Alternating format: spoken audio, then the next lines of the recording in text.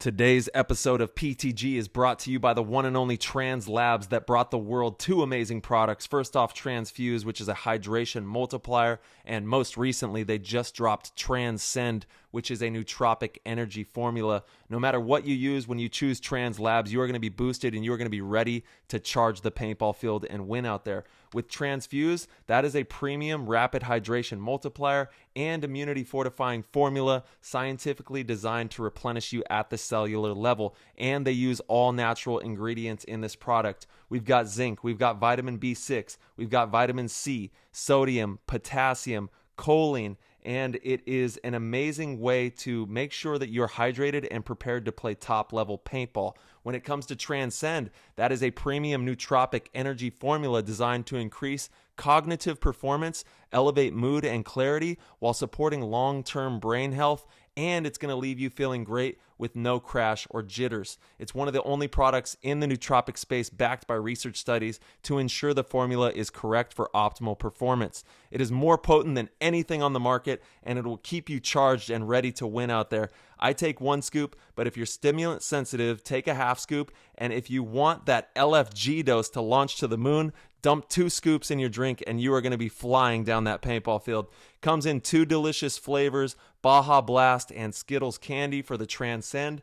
And for the Transfuse, they have 2 new flavors as well, Pineapple Express and Hawaiian Punched. So if you get a chance, head over to translabs.com. That's TRANZLABS.com. Use code PLAYTHEGAME and you'll get 10% off. If you subscribe to a monthly delivery service, you also get 10% off as well. So you can take advantage of 20% off on these products. Head over to translabs.com and give it a go. This episode is brought to you by Lone Wolf Paintball. They are an amazing online supplier and have been around since the beginning of the game as Michigan's premier paintball field and paintball supplier since 1987. They are rapidly expanding into the online retail space and supplying everything you need to be the best paintball player you can be. They have got it all. Head over to lonewolfpaintball.com and shop all of your favorite brands. And they also boast amazing customer service and will have this out to you with same-day shipping, which is amazing. It's always nice to know that your stuff is on its way immediately so you can start to use it that very next weekend of play. Check out their YouTube, Lone Wolf Paintball, and their Instagram at Lone Wolf PB, and stay up to date with all of their deals and sales. Play the Game podcast is immensely honored to have them on board, and we cannot wait for you guys to check out lonewolfpaintball.com and become a part of their community. This episode is brought to you by our absolute favorite guy when it comes to taxes, David Roque. David is an accountant and paintball player from South Florida. He did all of our PTG and personal taxes last year, and I gotta say, David is the man. He's been filing personal and corporate taxes for 7 years, has clients all around the United States, so it doesn't matter where you're at, he will figure out the best way to maximize your personal or corporate returns. He's really attentive, really easy to get a hold of, and amazing to work with. His goal is to help provide the paintball community with an affordable accountant that can help you better maximize your personal and corporate returns. Just mention you play paintball or listen to the podcast, and he will hook you up with a nice deal to get your taxes done for under $175, which if you compare that to like H&R Block and all the other big services, that's pretty damn good. And again, he's a paintball player. We love supporting the paintball community. The community has really showed up and showed out. So we like to do the same. And like I said, David has made our experience with tax season really seamless, really effortless, and everything is done very efficiently. So if you guys need any tax help, do not hesitate. Make sure to hit up David Roque either via his Instagram, which is alpha_Roque97. That's ROQUE and the numbers 97, or by email at droque954@gmail.com. Again, that's D as in David, Roque, ROQUE954@gmail.com. All right. What's going on, PTG fam? Thank you guys so much for tuning into the show. This episode, we have Bart Yachimec, owner of Edmonton Impact, the NXL, and now GoSports. Bart has so much amazing insight into what's going on behind the scenes in the league and all the things we're doing to bring professional paintball and the world of paintball to the next level. This is an episode you absolutely do not want to miss. And without further ado, we're going to hop in the show. That was an insane inside move by Marcelo Margot. Great communication. And the crowd starts chanting Harmon. Great shot by all the guys. So Tyler Harmon saved that game. He came out with 2 wins. Marcelo Margot was on fire.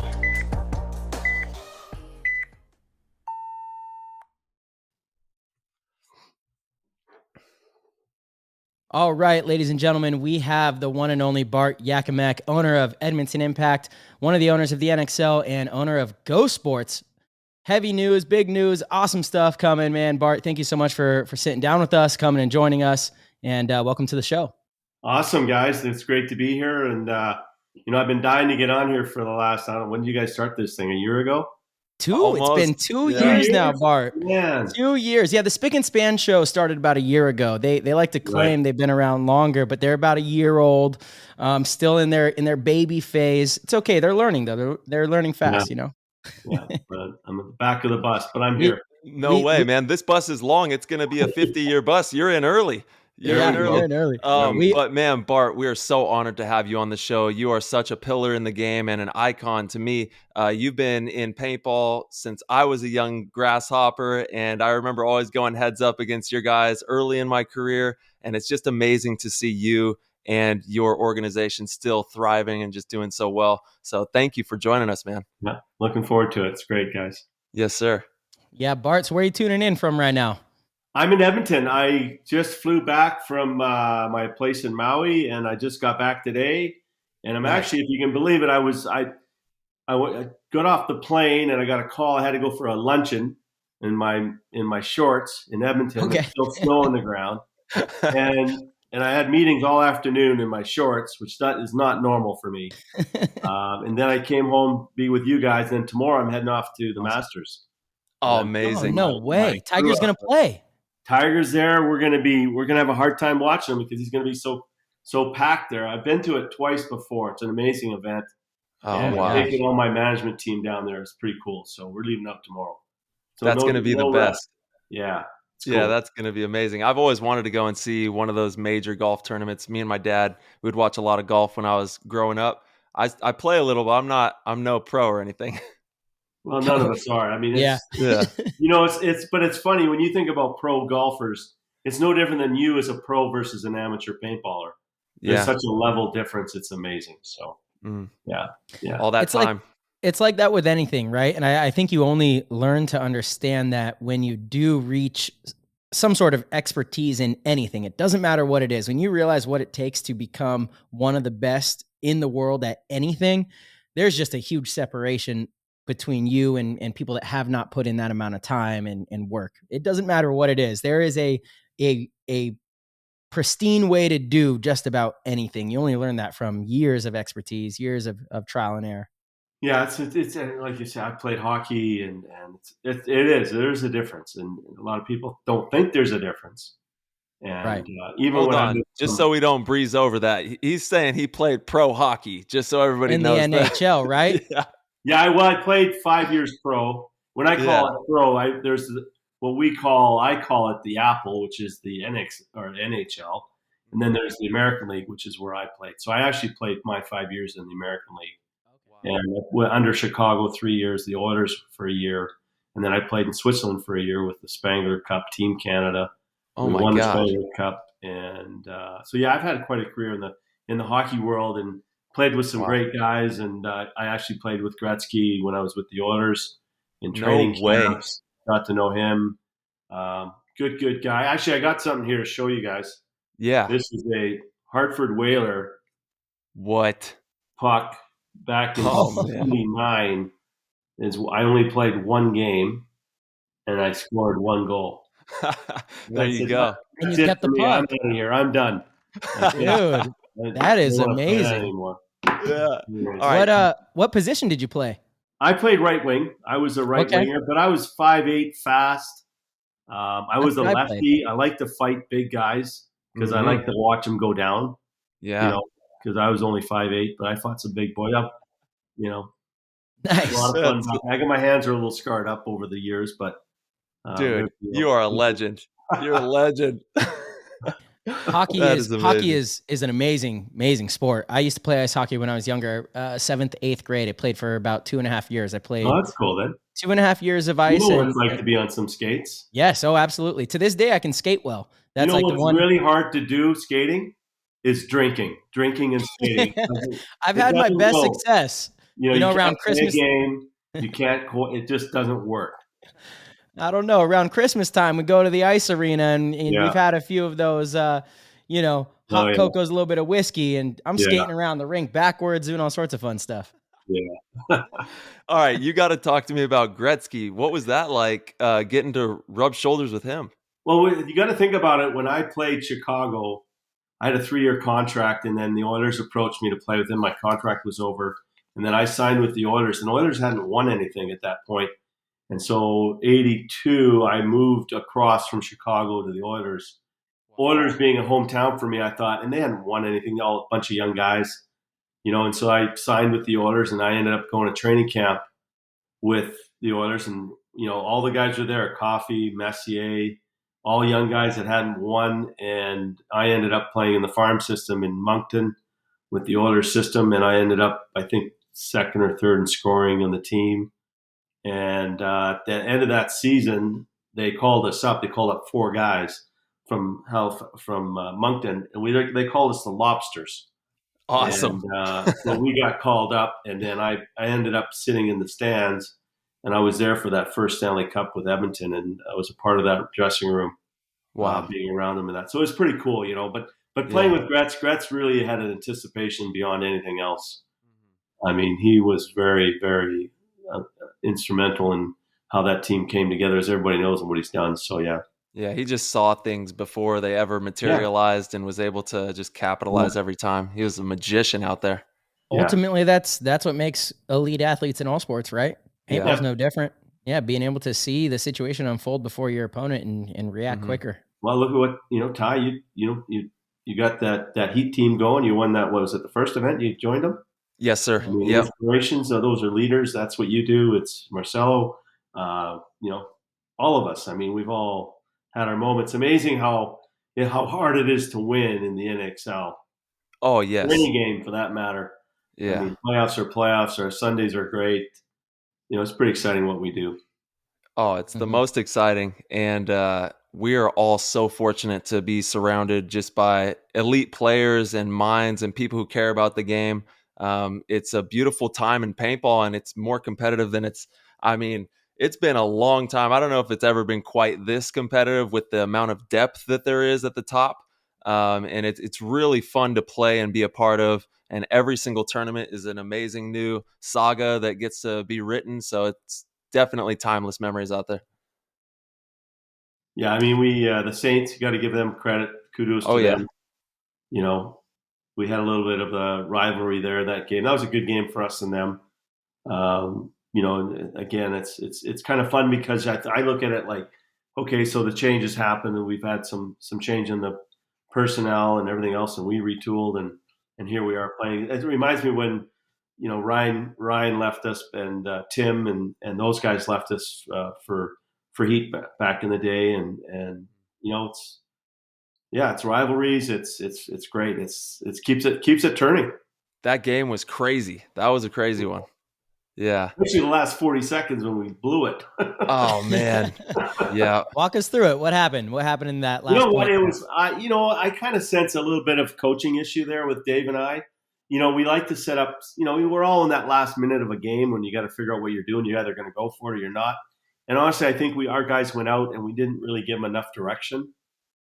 Personally, from a coaching standpoint, and I think some maybe thought we were supposed to win it, go for it, and some didn't. So I think we just had a mixed message in that last minute, and we lost JC. He was out there dancing out in the middle, dead grounding it, and then we lost Axel on the corner right away. So I mean, when you're down 2 guys right off the gate, it was yeah. So in my position and sense of what, if you think about it, hey, you either go out there and get the kills and then make your moves, but you don't go out there and get killed right out of the gate, and that's kind of where we messed up. So I think it would have been a different game. I think I would have liked to seen it go, to overtime and seen what a 5-minute overtime. Instead, it went the way it went. So Mm-hmm. Live and learn. Yeah, absolutely. And it was still for the viewers. I mean, the paintball that's getting played out there is exciting for everybody watching.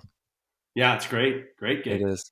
It is It truly. was awesome too that it was all single deck on Sunday for all the quarterfinals and above at the last event. How'd you feel about that? You know, it was, obviously Darren with GoSports has been after that for a while. And then, we're trying to figure out right now, and now that I'm involved with GoSports a bit, is to think about what is the right structure on Sunday. And we're still a little bit mixed on what to do because I think, we like to get the amateurs on the pro field. I think that's important for the podcast or for the broadcast. And so we might change it up again, to be quite honest with you. We might go to a top 4 single deck. We might leave it at the top 8 single deck. I don't think we'll go. I think it'll always be a double deck on the wild card games. So again, we're looking at that right now. Okay. But we need to separate. I like the separation of the single deck. I think it creates a story. And with GoSports, I think we're going to create more stories with that format. So, Absolutely. But again, we feel for the amateurs, we want to make as much time and space for them and get them their show because that's a big part of them. Big part of them. Yeah, that's the future. That's the future. That they're going to be coming up and playing out on that field. Let's get them warmed up. Yeah. I heard they got some great numbers over there on that field, though. The premier field did very well. Am I right? Yes, and it wasn't done by Go. It was done by the NXL on the podcast. So I don't know the numbers, and I heard it went very well, which is nice, and the women were there, and I think us bringing in the women at the level that we're doing that now, I think is excellent. I think that's going to really. I do too. It could bring us to a level that another dream boat for us is the Olympics. And I think the number one reason for us doing that was probably more maybe there's a future for the Olympics down the road. So Bart, I know in the past, one of the biggest reasons for, I think it was the WPBO, World Paintball, no, I forgot what it was called, right? But the World Paintball Federation that we put together was for the Olympic reason. We need to have an international body that governs the different countries and everyone plays by the same kind of rules. Is that still something that's in play? You know what? I'll be honest. It's Tom, actually the NXL owners. We're all looking at that right now. There is something in the works. I can be careful because I don't know what Tom has told a lot of people. Sure. Of course. We are honestly. It's in the works. I think you have to look at it. If we're going to take this game of paintball, there's a couple things that have to happen, and it's more of a global picture for the Olympics, say, and then I think we need to create honestly a system of managing. It's like I'm trying to put another sport that would say it's more globally enticing, that I belong to this. I'm a member of paintball worldwide. So now we create a card and you play the sport once, you get a free card, you free access. We register you, every player. We need to create this volume of participation in the world that says we have 30,000, 40,000 people playing baseball, soccer, whatever you want to call it, but I'm a member. BMXing, and we would put it to that perspective. So I think we need to get to that level of membership. How we do that, we're still working on those ideas, and that's what we need to do. So it's going to be a membership type kind of card that Johnny is 10 years old, Zane, Zach, they were 10 and 11. Hey, we love the sport. We're going to the field every day, Dad's coming. Hey, we're going to become a member. So you create that volume, and then they get registered in the system. Doesn't matter what level you play, but you're a member. So now we create this volume. Now we can go to outside sponsorships and say we got a membership of 40,000 people, 50,000, whatever it is. Yes, so those are the things we're working on behind the scenes right now, is trying to create that global impact. And with that card, if you think about a card, I think it's exciting because you can create a card that can create a discount in the system to buy product. We can register you. We can track you. You become a number. You grow in the sport. You've played that, as we know. We've even looked at a volume of GoSports where it's included in the card.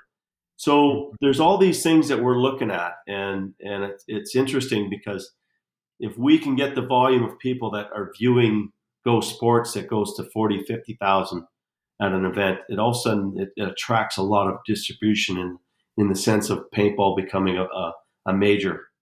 And that would be, and I'm giving you a lot of information in a short spiel here, but these are ideas that we work on right now that I think is what is going to happen. So, I mean, you guys are speechless right now. I can't believe it. You're not saying nothing. I think it's, before the show started though, Bart, I was saying, I think we're in such a great position as a sport, a community to start exploring these other avenues and bringing and showing what we have, because the paintball community is massive. The sport of paintball globally is massive. There's a lot of players around the world that are obsessed about this game and enjoy this game. There's people that enjoy watching it. There's people that enjoy going every weekend to play. There's a lot of enthusiasts. And to me, it's an exposure thing, and so if we can package this and show it and explain it well to the outside world, I think they're starting to get it. And I think it's the perfect time for them to start to get it, because again, we talked about this before the show, but SportsCenter posting paintball clips on their main page. They have millions of followers, and you look at the engagement on those posts. Those posts do better than 2 posts prior of LeBron James, with a slam dunk. The paintball community shows out anytime any outside source or platform gives us a little bit of love. So that's a huge thing. I think you got to give a round of applause to the paintball community for always showing support and hit being them with the clap. Love. A little bit of little round of applause there. Little round of applause. You guys are good. Yeah. But it's truly that their teams. It's not just some random person that runs the SportsCenter Instagram account. That is a paid individual, and his job is to curate content that is going to get engagement. That is what their job is. People go to school for this nowadays. It's a job within itself. So they are looking at the analytics, they're looking at the engagement, the comments, how many plays there were, likes, all of the numbers. And when they first posted it, I remember saying, look at this engagement's really good. I bet you they're going to post again. Sure enough, like 3 weeks later, they post again another paintball clip, and it's some divisional player that is like sliding out to the corner or making, like the aesthetically, the film isn't even that great, but it's, just so unique and different that they thought it was cool. And so I really, really am all in on the fact that if we can find a way to really come together, like we always say, and package this thing up well and deliver it to the outside world, the outside world is ready to receive it. I really believe that. Yeah, I'm with you. I mean, I think back to my boys, and when we played they were 10 and 11, and we went to Kelowna, which is a Dale or and we went, and I was like, okay, so there's soccer, there's baseball, there's all this sport, and then we went to this, Dale invites us to this little rookie tournament in Kelowna. Well, 3 weeks later, we're in a magazine and it's exposure. I thought, wow, this is a pretty cool game when I can take my kids to a paintball tournament. Next thing you know, I'm in a magazine.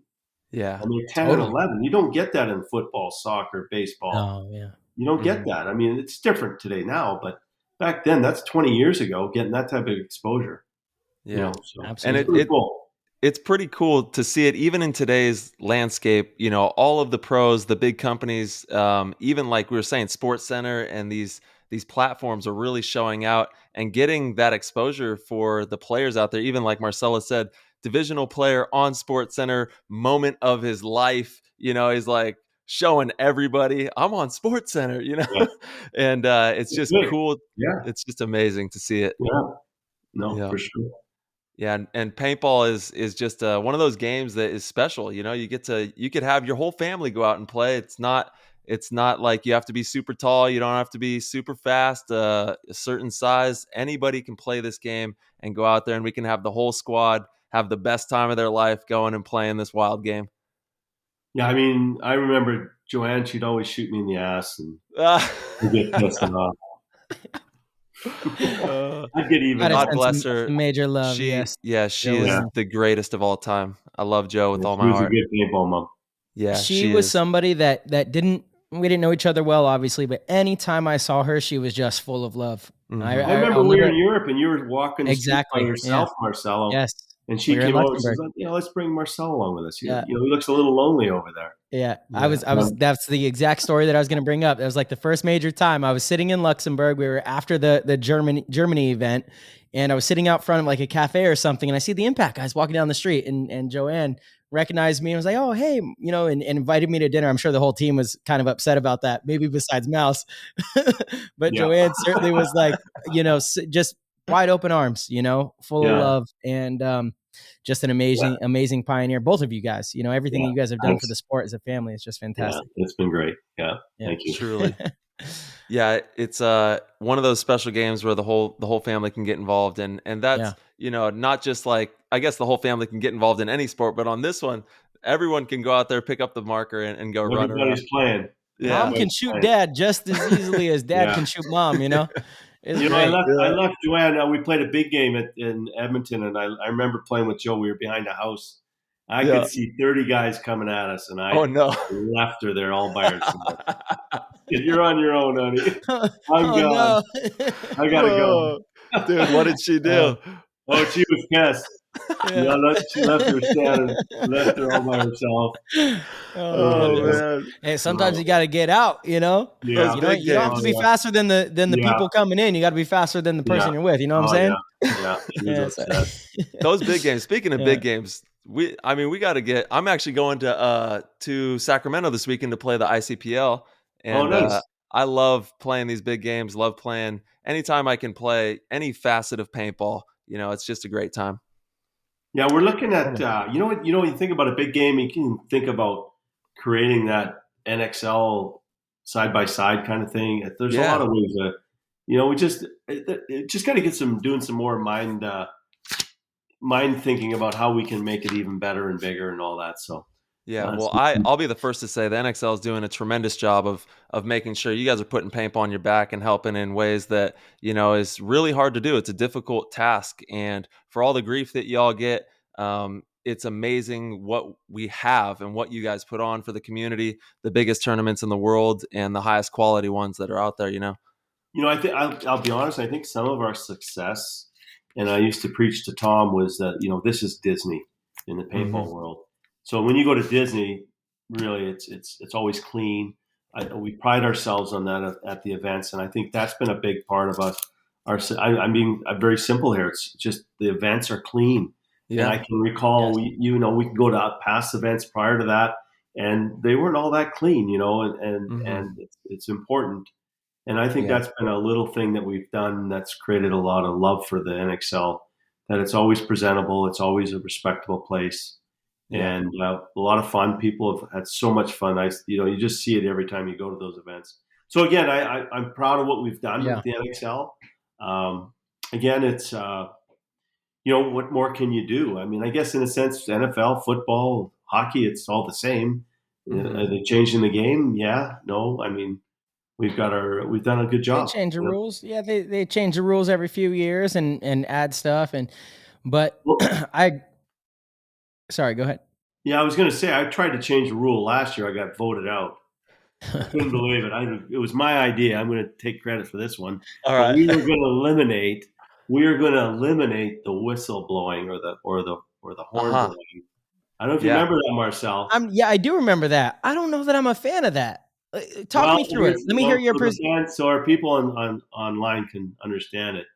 My theory was if we could create more action in the game. Mm-hmm. And I think the action would be that if you coach couldn't blow it unless all the players were eliminated. Mm-hmm. So you know how it happens now. We got a 5-on-3 and you guys the coach will blow the horn.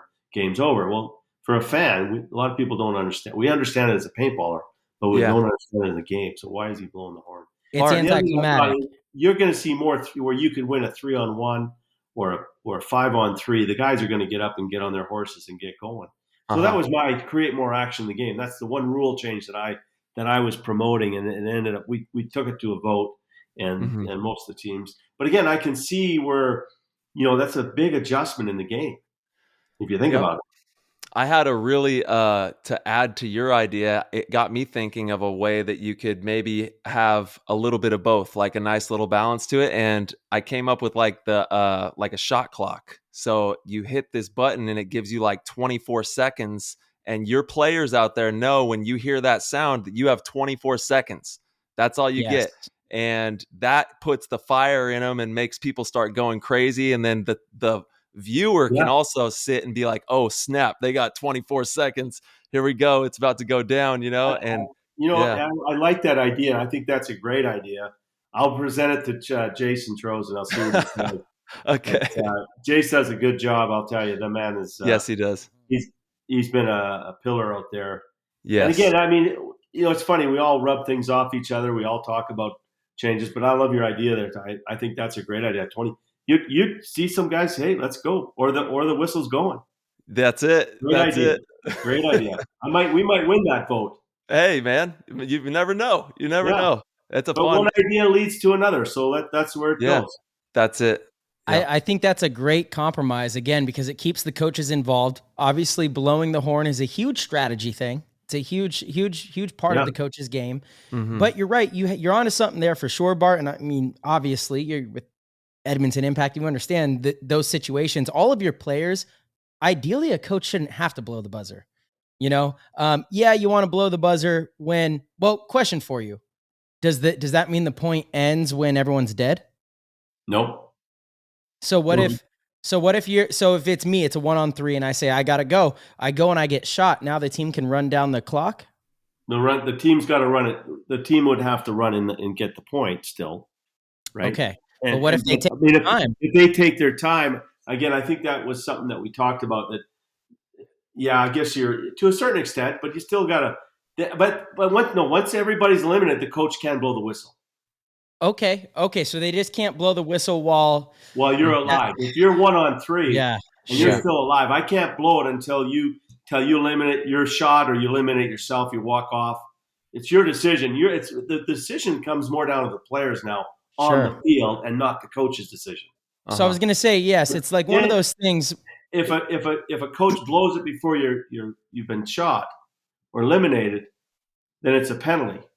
I was just going to say, okay, so that's the consequence. Yeah, we don't like cheaters. That's tough because in a lot of the pits, except for World Cup's great. I love the layout of World Cup where the pits are behind. Mm-hmm.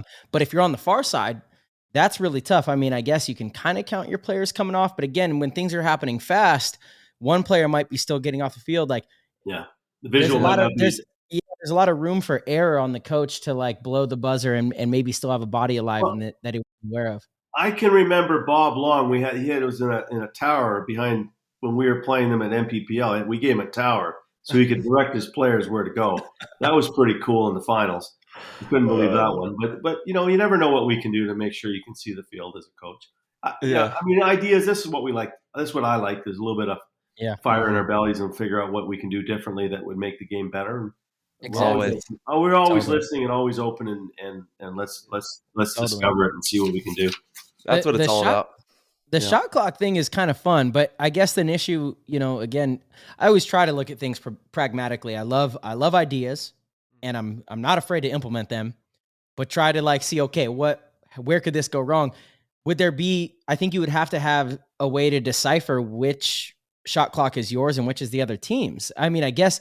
You put that ownership on the players, right? The players should understand the situation. At the end of the day, a coach should never even have to blow the buzzer. If you have a team that understands how to play, they know that when it comes down to that, they have to make a move and try to make something happen and get off the field or not. Don't make the coach blow the buzzer. That's kind of the philosophy that a lot of the top level teams have adopted. Yep, that's exactly right. I mean, you're gonna make your move, boys. You're down.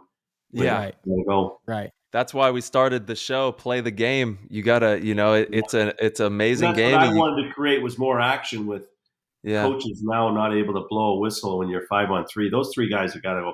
Hey, we got to go after these. We got to go right after these five guys.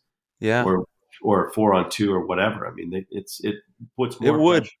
And, we talked about even the level that we could engage that at, where we felt the amateurs may not be able to understand it, or to make their moves or decisions to adapt to it. So the first thought was to just leave it at the pro level or only semi-pro and up, that we would engage it at that level. But I mean, it's a we've talked about it enough on this subject, I think. But I like your idea of a shot clock and say, hey, 20 seconds, boys, you better go, or the point's over. I like that. It makes sense. Yeah, and it's also another skill set, like Marcelo said. You gotta play that situation, so it still gives the coach power, and the team is heavily invested in making that point work in that little time span. But honestly, the buzzer system isn't. I think it's fine the way it is, and if we can incorporate things that can make it more exciting, I don't see why we shouldn't make this game as exciting as possible. It's already one of the funnest things you'll ever play, and if we can incorporate some fun new tactics in there, we're always looking to grow and make it a better game for sure. And you think about the NXL, we haven't made a rule change in 3 years. Someone said that right? It's been 3 years since we've had any rule changes. So that says a good thing. It is a good thing. Yeah. And I would say get rid of that little Dorito though. That drives me nuts. I don't even play it. I don't like it. It's definitely little Doritos. Yeah, it's typically that bunker is the crazy little Dorito that'll save you, which is kind of wild. Yeah, it's crazy. That little thing. Could you imagine Dave Baines behind that little bunker? Oh man, yeah. That wasn't his role. He's shooting people on the break. He's being a big gun, If he's in the little Dorito stuff went really wrong, that shot clock is already ticking for sure. Yeah, that's right. Shot clock is already taken. That's so awesome that you and Dave have grown so closely together on this whole journey. He's such a great guy too. Dave, if you think about back in the day, Dave, when Dave came to us to play, when we were playing 7-man with Josh Davies and the Danny Millers, that was a great team we had, and Dave was a big part of it. And where we messed up a bit, I think, was Josh or Dave Baines. We put him on the corner in his positioning at that time. He should have been a back middle guy, and we pushed him around to the outsides. But then Dave left, and then he came back, and he came back in a great way, and we've been together ever since. I think 10 now. So we've had a good run, and Dave's created championship teams for us, and all the credit to Dave and his coaching abilities, everything. We do a lot of cuddling some days, and we do a lot of not me and Dave. We cuddle our players, make sure everybody's happy and all that shit. So it's a lot. He's a legend. He's a champion. He's one of the greatest of all time. I mean, the guy, I remember watching Dave when I was like 11 or 12 on Cap, and those games legitimately changed my paintball career. They changed the path that I was going to be on playing this style of paintball. Watching him and his crew dismantle some of the best teams and players in the world just off of like camaraderie and connectivity and gun skills. It was really impressive, and he's taken all that and he's grown tremendously with it all. He does a great job at his field in Sacramento. Capital and major shout out. A lot of good stuff. Mm-hmm. Yeah, I was there on day one, Capital Edge Paintball Park. Big shout out to them. Absolutely. Yeah. Cap Edge, we are lucky enough. We get to practice you guys up there before almost every event. This event, it looks like we're not going to get to, for Philly, we're not going to get to practice you guys. Yeah, there was a bit of a mess up there with where we were going. I think you guys, but and us and Dynasty have been going at it for almost a year and a half. Ever since Rainey left, things changed with X Factor. We used to go to X Factor, and I know Rainey had some power there. So kudos to Rainey. Very smart little dog. It's not allowing us to play at X Factor, but that was all good. I mean, that's who you practice definitely makes a big difference, though. There's lot I to don't the know. Practice. You Dynasty guys show up and play half a day and then leave, and then you win a tournament. I don't get it. Hold on. We played a full day Friday, full day Saturday, and it's a half day Sunday. Our old bones are pretty worn out by then. All right. Yeah. Yeah, I felt bad. I remember it was before. I think it might have been before World Cup. We quit at like 12 on Sunday, and I felt bad. I was like, that's rude. Dalton. But you lost Dalton, and your whole demeanor, everybody was sour, and I get it. I understand that. It's like, hey, you're not yours, and you won the cup. Kudos. The way to go. Yeah, how's Dalton? How's his leg doing? He's doing great. I sent him one of those monkey feet things. From so you could like attach it to your heel. I bought one. It's amazing. You put a weight on it and you can do all sorts of different workouts. So I'm staying on him. He's staying on it. He's excited. He's motivated. He is pretty healthy. Dalton's the man. When he's playing, anytime he's on the field, your team has a much better chance of winning, period. Injured or healthy. Yeah. Yeah. 100%. Just if he's on the field, you're good. Dalton played with us. I mean, you're right, Marcelo. He was a very dominant player on the Dorito side that's not only played well but stayed alive. Yes, exactly. Huge That's a big when one. it comes to winning tournaments. Yes, Yeah. survivability. And Dalton brought that a lot, and we had success with Dalton, and so again, kudos to Dalton. Great I think like players, coaches, even GoSports. You're a GoSports guy. You talk about the commentators. We overlook the importance of survivability. It is a massive part of winning. It truly is. It does more than what you think if you really think about it. Yeah. Mm-hmm. What's the name of the game? Survive longer than your opponent. Yeah. Mm-hmm. Yeah.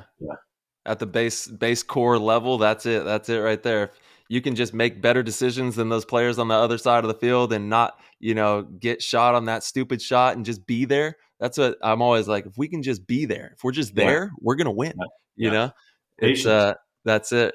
Yeah, absolutely.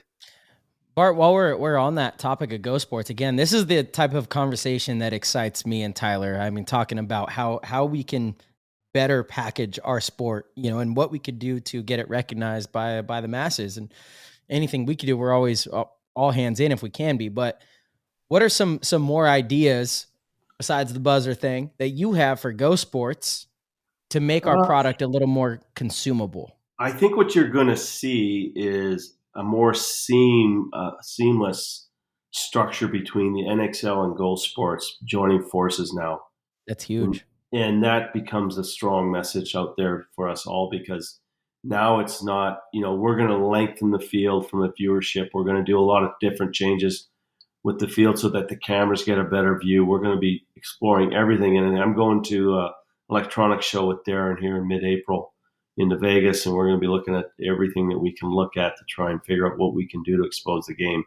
I mean, I don't know, what do you call it? The visual and the... Oh yeah, the Oculus? Oculus, yeah. I don't know. Yeah. I'm not very good at English. Wait, hold on. We're talking about the VR thing? Yeah, VR. Yeah. So, again, they talk about where you have a player, you can be at home and you can literally be at the field. There you go. Yeah. Yeah. Right? That one right here. We might implement that a fan can actually be at the event and be at center field with the 180 camera. So these things that we're going to look at, and that's why we're going to bring a lot. I want to explore it. My whole, when I looked at getting involved with Go, was saying, okay, we need to try and expose this game and try and make it main level. Main level to me is NHL, NFL, soccer, whatever you want to call it. So that's what I'm looking for, is ideas. Again, brainstorming with guys like yourselves. What do we need to do, Darren, Maddie? It's the Tom Coles, the owners of the NXL. We're on the same team now, so I think it's going to give us a big advantage to being able to work together, and we're looking at anything and everything. And so that's why I say it's. I want to try and get it mainstream, and I kind of looked at it as if it's a shot. If I can do something about it, I'm going to try and do it. I don't know where it'll take us. My hope is that we can, and we get there. Mm-hmm. One big thing from me, something that I believe does the best in regards to engagement and how it impresses people that don't understand paintball, and something I've always advocated for, having the single deck, so you only have two teams playing, you have the 2 minutes in between, is if there's any way, and I understand, I don't know how difficult this is, but if there is a way to get slow motion replays in those 2 minutes, I believe that can be a tremendous help to the game. Because you got to think, Michelle, when it comes to the live events, is a live event.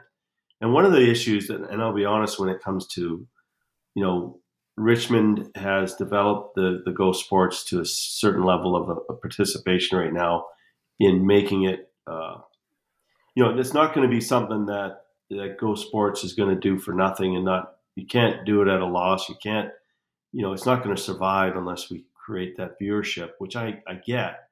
But to your point with the slow motion is with the single deck now we can take that single deck game and we can create a post-production game, and we can take all the highlights. We can create the superstars.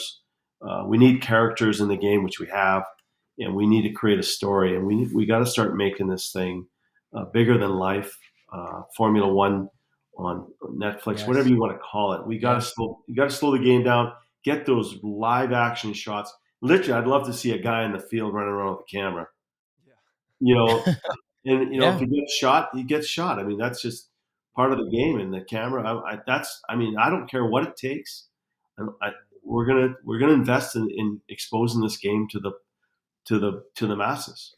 Even if I can do that and we can get results, then great. If it doesn't get results, then I don't know where, you got to back up a bit maybe. But that's my goal, is to say, okay, a live guy on the field, and who knows where he's going to be. Maybe it's a camera on the masks, a camera on the loader, whatever that takes. So, we're looking at everything. Really, and that's why I'm going to be more involved in trying to make it better. Well, first of all, congratulations on everything. That's tremendous. And we're super excited to also be helping in any way that we can with this whole entire adventure. And I think it's super cool what you're talking about, because even in pro football, let's say the quarterback has a mic on him, we can just have one or two players out there with the mic cam. And as long as one of those guys is on the field, or both of them, that's great. You could even toggle between the two of them then, but that would really add so much depth. Because one thing that I will say that is missing from the game, that is the single most important factor to paintball, is the connectivity between the players. So then if I can get a in the mic, in the mask, in the deal, seeing and hearing what he's saying, that's going to change everything for a viewer right there. Well, you can take control of that situation from a videographer from the sideline and say, hey, we got this. They're down to a 3-on-2 now. So let's turn the mics on the players, take it off, turn it on. Maddie Marshall, the commentaries, I know again, I look at what we're seeing on the film and how they're commentating the game. But again, if you watch a hockey game, a football game, it's not easy for them because they're watching the game and yet the cameras are going all over the place. So to me, there's a disconnect in a sense, in a way. So again, those ideas of how do we connect the viewer, what the viewer's viewing, and what Maddie and are commentating on. So those are little things, but again, it might turn into a bigger thing and how we can make it better.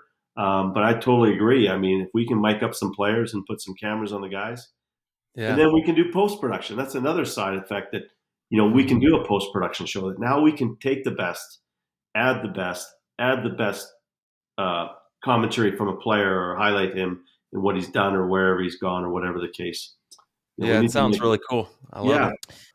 Bart, do you guys have any plans for stats? That's something that Tyler and I kind of... That's your job, man. Okay, there we go. So as you know, we bought the fantasy paintball platform, right? Yeah. And so our job is to... Marcel, let's go, man. You got the stats, right? Let's go. We got the fantasy. We got fantasy paintball. We're going to definitely have to all work together and stat these players and make sure that we have some good numbers on everybody out there.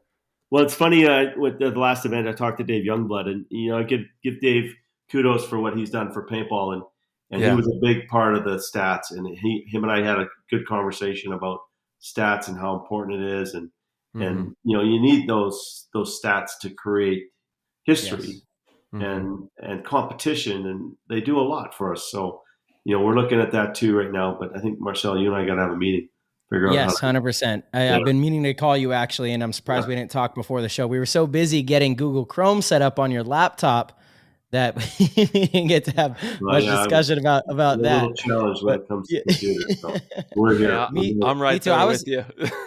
All three of us. I was surprised I was able to explain it. Like once we ran, I thought I was going to be able to explain it, and then we ran into a few errors, and I was like, okay, I think I got this. Stay calm and act like you know what you're doing.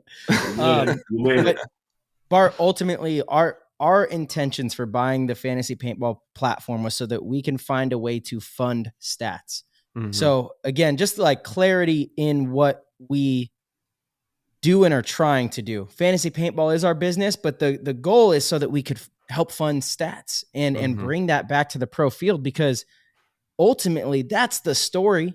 That's the story. Numbers, hard numbers. How many, ideally you can get back to like all the extensive stats of win fluence and penalties and, how many people you shoot, per point you play. Like, it's much more in depth, right? But to me, I think it's so crucial to have not only stats, but fantasy. And I've learned this is all just from personal experience with friends and engagement in different sports. I love basketball. I love football. I don't care to watch a football game of two teams, even if they're good, that I don't really have any sort of connection with any of the players. Fantasy sports gives you that connection to a wide variety of players and not forces you, but makes you want to watch them play and compete, because you're constantly like, oh, is Bart going to score some more goals? Is he out there like? Yeah, the hockey world, McDavid and all the superstars in the hockey world, guys are scoring 50 goals in a season. That's all stats. Yeah, right. Exactly. It's what counts when it comes down to it. If I didn't have a clue on what any professional was doing in a sport, then it's like not going to care. Just it is what it is. We talk about this quite a bit on the show. Is we still don't know to this day, and all the paintball we've played in the history of paintball, like what is the most kills in a match? In one match, what's the most kills? We've had these little spurts of stats here and there, but overall, I don't know if we've ever had that statted. Just in one game, not the tournament, just a game. Like Dynasty versus Impact. Marcelo puts up 25 kills in a game. Is that the most ever? We don't know. I remember beating Dynasty before this last event. Like, we won 7 points in a row. So I would have killed 7 times 5. That's 35 kills. Mm-hmm. You didn't win. There we go. Get him, Bart. Get him. Tyler's right. I'm not sure what we said with all the like medals and trophies around here. I don't even know what he said, but I think I like the stat where you can create a leader or a leading kill count, call it, or a standard. Right. Yeah. I mean, right. Like we can create stats on a lot of other things, livability, and who knows where you go. But I think, again, it's going to take people. It's going to take stats people, or however you want to do it. Yes. Again, I get that. It's we got to look at the costs and everything else. Dave Youngblood and I had a long chat about it at the last event, how important it was. So, we're going to put that on the table without a doubt. Well, we plan to contribute to that as well.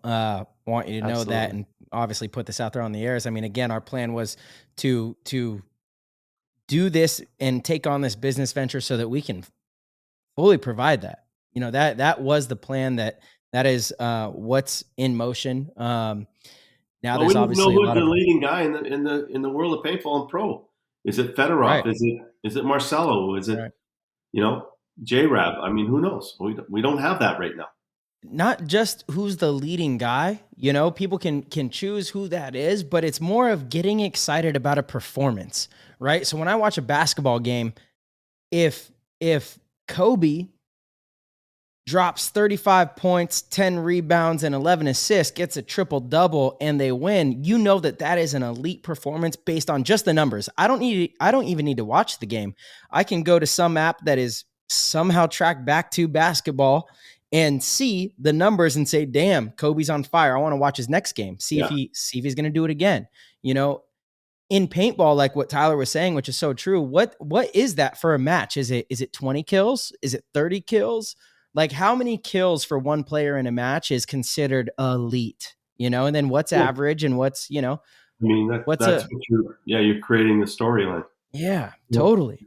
Yeah. It's so crucial. It's just a lot of fun for anybody involved with watching it. And even as the player, it's exciting for you as a player. You challenge yourself to, take yourself to new heights, and it adds a whole nother depth to the game for sure. Yeah. I think we should bring those stick men back that, when you put a counter on the screen, that when you eliminate one, yes, drops off, Because right now Yes. you can't tell. You're watching a game. Well, is it 5-on-2? Is it 4-on-1? I mean, what is it, right? Mm-hmm. Tyler's had a great idea, and I don't know the how you implement it, from a technology standpoint, but I would imagine if every player had an RFID type chip in their gun, which would probably be pretty easy to do for the pros. I remember back in the day, I'm sure you do too, Bart, 7-Man Virtue had us like put that chip in our, if you haven't, one of the chips in your gun, wherever on your body, and on the broadcast, you have the game that's going on. And this is Tyler's idea. He's brought this map up so many times. The bottom right corner, you have a little map of the field that's literally just a digital map of the field, and you have the bodies on it. And so somebody that's watching can actually see this is what they do in video games, in Call of Duty. There's millions of viewers in this, and so you could see where the players are. And when someone gets shot, their RFID chip, is deactivated. Well, and another count could be the amount of paint someone's firing out their gun. Like Totally. Nick in the back middle is dumping, 3,000 paintballs. Yeah. That's exciting. Justin Cornell shot 3 guys with 3 paintballs. I don't get it. That is a really unique. I heard he shot 3 guys with 2 paintballs. Yeah. I heard that too. One was a ricochet and broke on both. Oh, there it is. Yeah. JC's an animal. I don't put that past that guy at all. There's a lot of really cool layers that we can explore, and we're still very young in this game, and we have a lot to explore moving into the future. And it's just good to be, at least exploring these thoughtfully and having fun with the ideas. And who knows, maybe someday they manifest, someday they don't. But just the fact that we're, going down these avenues and thinking about it is good for the game. Yeah. I wonder how difficult of because honestly, I don't know that it would be too difficult to implement something like that relatively soon. I think that would be such a great way to show exactly what's happening, because that's something that I always long for in the GoSports broadcast, is if you just had a better overhead view so you can kind of get a full understanding of what's going on.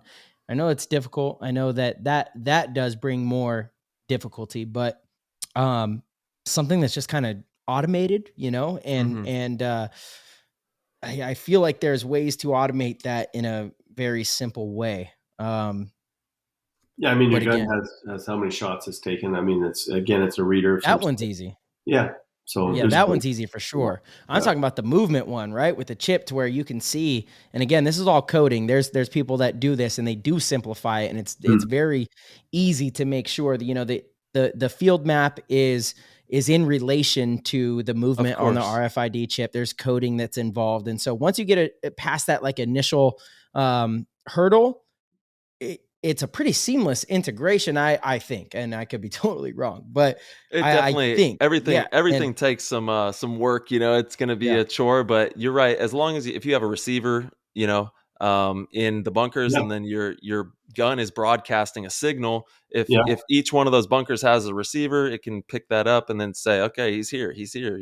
But there's a lot of moving parts. Again, if it's gridded correctly, each bunker doesn't have to have a receiver. No, you just need the field dimensions, period. And then if you integrate with the field dimensions, okay, you're moving within those dimensions. Parameters, yeah. Again, there's formulas that get done for this, right? Mm-hmm. You're moving within those parameters. You're going to be in the bunker on that spot of the field. I see. So, and it's like, it's a fascinating idea, because I can see people getting mesmerized by watching that little thing rather than even watching the game. They're just like, oh, it's 5-on-5, and then boom, oh, this guy died. And like, it's a tactical thing. You're looking at it from a tactical standpoint. I'll raise my hand. I played soldiers when I was a kid. I had the plastic soldier things. I would set them up in fake positions, and you play imaginary war or imaginary. Yeah. I did it with paintball. I would draw bunkers on the field and put players in positions. It was like mesmerizing to me. So I don't know. I think I would love for that to be high on the list. And if it's not feasible, if it's more than what I'm thinking it is, then totally get it. Those are ideas that you always want to look at and see what we're capable of. Yeah, totally. Yeah, it's like the video games, like you said, Martian, Call of Duty. And that's how we got down that whole path of thought, was what is working? We said, well, these video gamers have millions and millions of viewers. And we said, well, what are they doing? Oh, they got this little diagram in the corner and you can see where they're at there. So I was like, well, shoot, we're not too far from those guys. We should That's right.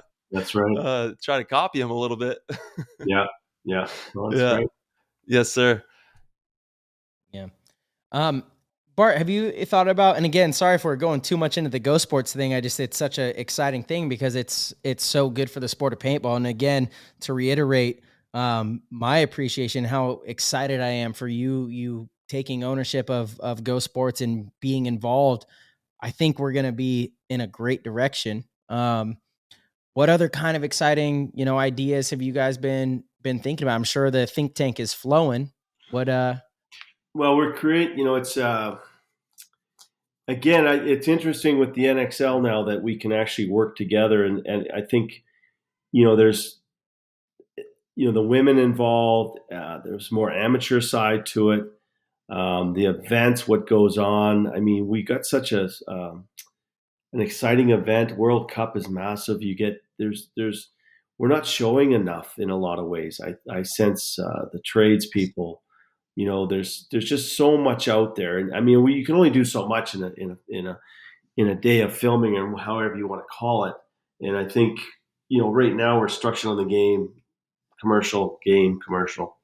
I mean, we got to create the drama behind the scenes, and that's maybe there's more to it and how a team prepares.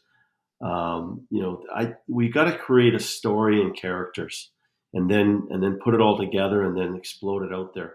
So it's just more of an overall picture of information that's going to attract not only me and you as a paintballer, but a non-paintballer. So I got to get into the mind of the non-paintballer that's going to say, wow. And that's where you want a parent or a little Johnny that's watching it and sees it and exposed it. Hey, Dad, look at this game. It's great. These guys are so wild. We got to create this. We want to create more business for everybody in a way. We want to. It's funny when the Vegas opened up the hockey NHL. Every kid in Vegas wants to play hockey all of a sudden because he got exposed to the game. That's all that happened. Yep. And here we are with paintball, and we got to do the same thing. I mean, I got exposed through it just by going to a field and playing it. And they treated me right, and they looked after me. I went home, and we went paintballing every weekend. The field was clean. Dale looked after it. It was presentable. I mean, all those things come into play. But we got exposed by just playing it. But if we can expose it to the masses through the television or however you want to call it, I think we just got to broaden the game. We got to broaden our whole mindset on what's going on out there with the game. And you get into the big games, you get into the ICPPLs. There's more to just playing speedball, and I get that. Yes. Speedball is only a small percentage of what we do in the game of paintball, right? Yeah. Have you thought about, Bart, throwing, and I guess you would kind of have to make it mandatory. That would be the fun of it, right? One of the events in a season, we talk about this on the show quite a bit. One of the events in a season being a event where you have one woods ball field, one hyper ball field, and one air ball field. And GoSports is there. You're going to broadcast all of them, and the teams have to compete in all of the different styles of paintball. You have to play a 10-man style event on a woods field. You have to be able to play on a hyperball field, and then you have an airball field where you play X ball for one of your matches or one of the rounds. Again, however it breaks down, but an event where GoSports is broadcasting all of the different styles of play and the best in all of those sections. Yeah, I mean, we played it as an amateur team where you would go and play different. You had the woods field, and then you had the mounds field, and then you had the speedball. I mean, we kicked the ass out of everybody on speedball, and then we'd get kicked in the teeth with the mounds field, and then you'd even out on the woods field. So yeah, those type of things I think are there. I think it's I think the guys would love it.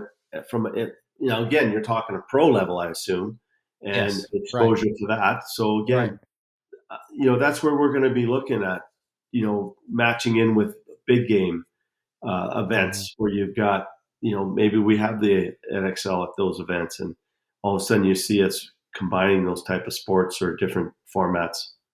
That would be awesome. Yeah. That would be really I cool. think there's something It would be there. epic, actually, when you think about it. Yeah, it would. It would be Yeah. huge. Yeah.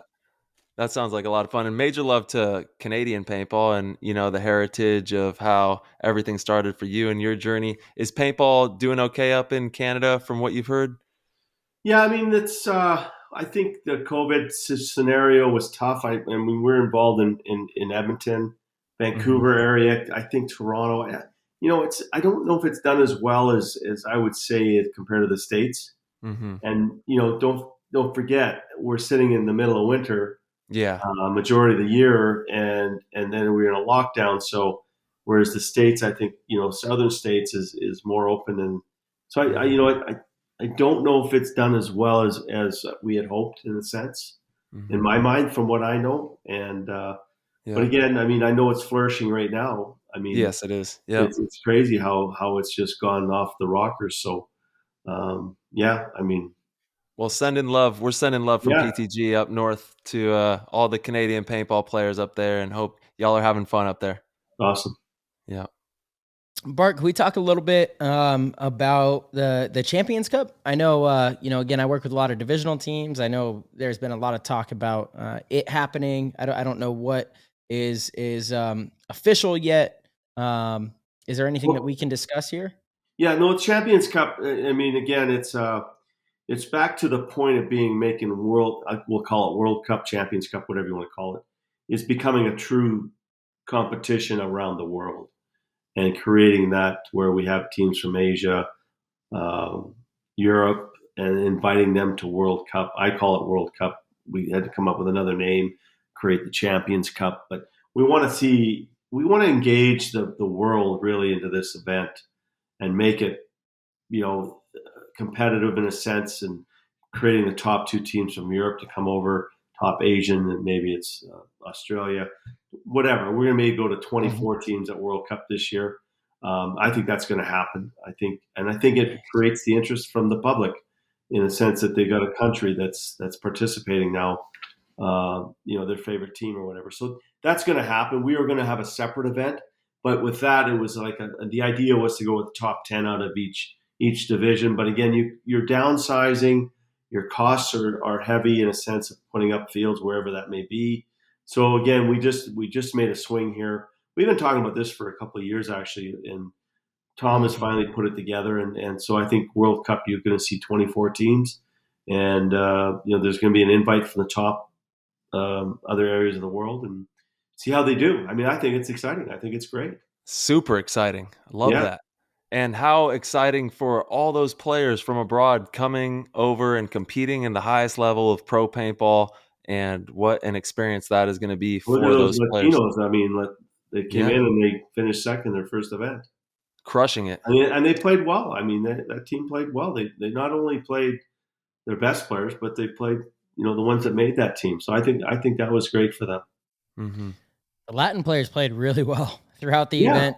They absolutely did. They did. They played great. Their line did very well. Yeah. So it was good to see, because honestly, it was a great look for that organization. And I think if you're a real paintball fan, you have to be a fan of what the Latin Saints are doing in a way, because again, that kind of money to be awarded to players that, from a player standpoint, you want to see that. You want that. It's the same thing that you've done for the game, Bart. You, Randy, Tyler, your team owner. What you guys have done for the game. It's just not easy when you sit there and you're taking players from another team, but it's an evolving situation, and right. You can't sit there and say since Impact's come in or Heat's come in that paying players has been there from you go back to the early days. Yeah, it's been there. Maybe not at a high level it's to what scale, right? It's scaled from then to what it is now. I mean, hey, it's just it's strengthened our game, and it's competitive. I mean, right. Tampa Bay's competitive. They're all. I mean, we all have certain ways, and there's teams that don't have a budget, and in the sense, and are competitive. Look at level. Yeah, great. Yeah, they're playing unreal. So again, I don't. The level right now that it benefited some players, and kudos to them. They've earned it. To me, again, from a player standpoint, it's, I trust me, I pay attention to a lot of the talk. I try my hardest to be, understand what the overall sentiment of major things happening in our sport are. Don't always get it right, but I try to at least be applying myself and understanding it. It seems like there was a lot of animosity, at least online, that, well, the Latin Saints, this isn't sustainable. You're never going to get a return on this. What's the owner thinking? I think that's a wrong way of thinking. These players aren't worth that. I disagree. Anything is worth whatever somebody is willing to pay. That is the definition of the worth of something in our society, right? And so, in paintball, I mean, Bart, it's not a money making business. I believe you do it because you love the game of paintball. Your kids play. That's what it is. I mean, I think at the pro level, it's not you're not there to make money. I can tell you that right now. Yeah, exactly. And maybe one day. Well, I'm going to put it this: I think if we can expose the game in a sense of if we can take it where we can with the GoSports and exposure to the game, the hope someday is that we create an agreement between the NXL teams and NXL/GoSports that we're exposing the game, that someday we're going to get some rights that are going to create some funds for these teams, for everybody. And I mean, we're going to work together on this and expose it to the masses. And if the masses enjoy the game and are drawn to it, then we're going to create that demand from the masses of the fans that aren't the normal paintballer. And if that can be created, then I think we got to create a demand, and then there'll be demand from outside sports, or the Pepsis and the Coca-Colas, whatever you want to call it, and the Nikes and all that. Then we got the attraction. Then all of a sudden, there's going to be a share agreement that has to be done between teams, because they're going to want a piece of it, and NXL wants a piece of it. We all want a piece of it, and we all want to grow it. So we all work together. So that's really, that's where I look at the future, is saying, okay, at some point we may have to have an agreement between the NXL teams and the pro teams, call it, and the NXL, that says, here, we're gonna work together on exposing the game, and in that we have a shared agreement and how it works. No different than in the NXL or NHL, NFL, TV rights. I hope that day comes.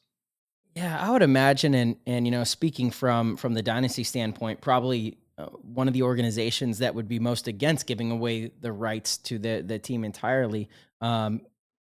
Understanding how important that is for the game as well, I don't see why anybody would turn it down if, simply put, in some sort of contract, if there was a stipulation that if we do GoSports engages with one of these an outside company, and there's some sort of deal to be made, then you give us the rights for that engagement, right? Like I'm sure that there's a big difference between dynasty and, say, a 12th or 15th place team. I mean, of course, we understand that. So we're not here to dictate to anybody. In a sense, we're here to have an understanding and an agreement that makes sense for everybody. And it'll take some roundtable meetings and saying, okay, we've got an opportunity here. What's this picture going to look like? So it's going to be some major brainstorming, major sitting down to say what's reasonable, what's a dynasty picture look like, what's another team's picture look like. Yeah, I'm speaking from a standpoint of let's do it. That makes sense to me. And again, I think both parties can kind of protect themselves in the agreement. It's like, if this comes to fruition, then boom, there we go. Then we got the rights, and maybe there's a certain number or whatever happens. But I don't know why every pro team would not make that easier on the NXL to package that, to bring to major TV networks or outside, sponsors. That makes sense. That's how other professional sports are run. I understand the hesitation is not knowing if you're really going to get a return on it, or if it's really going to, if you're going to get taken advantage of, right? I'm sure that is on the mind of some teams. How would it not be? The bottom line is, you're not going to be able to go and negotiate a deal with a TV manufacturer or distributor, and then when you have nothing to attract, you have nothing to hold that group together. Right. Of course. I mean, that's the fear. And all of a sudden you got this situation. So you've got to create some kind of Yeah, Bart, can you explain that for the listeners here a little bit? Because again, I know a lot of the PTG listeners, they're always wondering why Tom Cole is not constantly trying to get us on TV.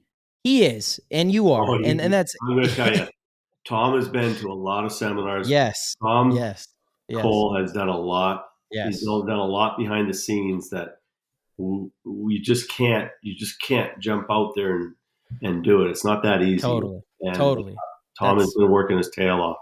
Hell yeah, he Totally. has. Yeah, Tom is the man. Goes to Yeah, bat. he's really, and sometimes we gotta, that's why I think the GoSports combo NXL / could pay off here in the dividends going forward. Mm-hmm. And that we're working together now, and we're trying to really create that vision of exposure. And honestly, Tom has been in places that, he's been to a lot of seminars, a lot of conventions about how to make this work. So Yeah, he's one of the hardest working people in the sport of paintball. And in my opinion, could be wrong, don't think I am. In my opinion, his intentions for the sport are so pure, and he's one of us. He's one of us. He's a paintball lifer that loves the game and really wants to do the best for the sport. Maybe are there some mistakes along the way? Sure, we all make them, period. But Tom Cole and what he has done with the NXL, I'm a huge fan of. My question though was in regards to I guess the community and again our listeners, right? And people that listen to this show to get that connection, and how can we get them to understand the same things that we understand about Tom, NXL, GoSports, the intentions, and what these motives are built around, because ultimately that you got to know that there's a little bit of a disconnect there with some of the participants, that you see it online, you see this kind of distaste for whether it's prize packages or why don't we have a TV deal yet? Is anybody doing anything, and they're just misguided. They're misguided accusations. So I always like anytime we get someone, like yourself, or when we have Tom on, I like to be able to clear the air, because most of it is people just don't know. People don't know you guys the way we do. Yeah. I mean, you got to think about when we took it over in 2015, we did change the format. And the format, to be honest, is not a cheap format. Not only for the player and the teams, but also for the league. So when you sit there and think, well, we're charging this, charging that, we're like, I call it gypsies. We put up a great facility, and we do all these costs, and it's even going to get more expensive because of the way the economy is. But it's not, I'll tell you, Randy, owner Dave Baines, and myself, Ryan, we've gone through a lot to get it where it is. And it has not been the easy, rosy road that everybody thinks it's been. It's just, we're attracting a lot of people, 600 players 600 teams at World Cup this last event. At World Cup is impressive. Again, we're the type of group that wants to put back the best we can for paintball, and same with Tom and the Camille's of the world. We're all dedicated to the game, but again, it's not easy. You don't just go out there and Tom's meeting with these people. Tom is understanding what these people are looking for. The game of paintball. How do we change it? How do we make it better? All those things get circled, and are we doing the right thing?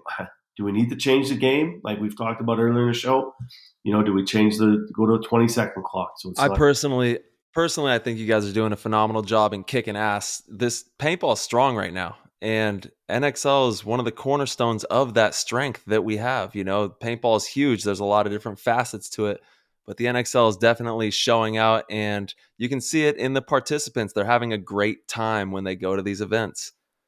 But that's again to be. I think it's not as big as percentage as we think it is. When you look at the mass, right. People go to regular paintball parks and play paintball. Mm-hmm. They're out there at a paintball party. They're at a birthday party. They're Dave Baines, and we're there. We see it every day. There's it was a masses playing and getting ready for the event. Yeah, I get that, but there's the other side of it. So is the format that we're showing right now the true format that we need to show on television? And yeah, that's the pinnacle of our sport.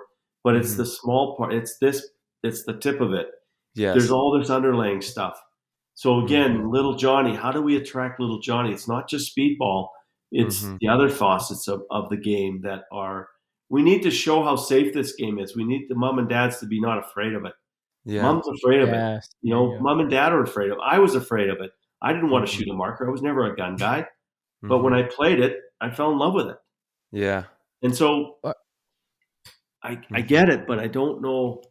I don't have an answer for you in a way, because it's you know, if it was on TV like it was, Miami was a great show. It was on TSN in Canada.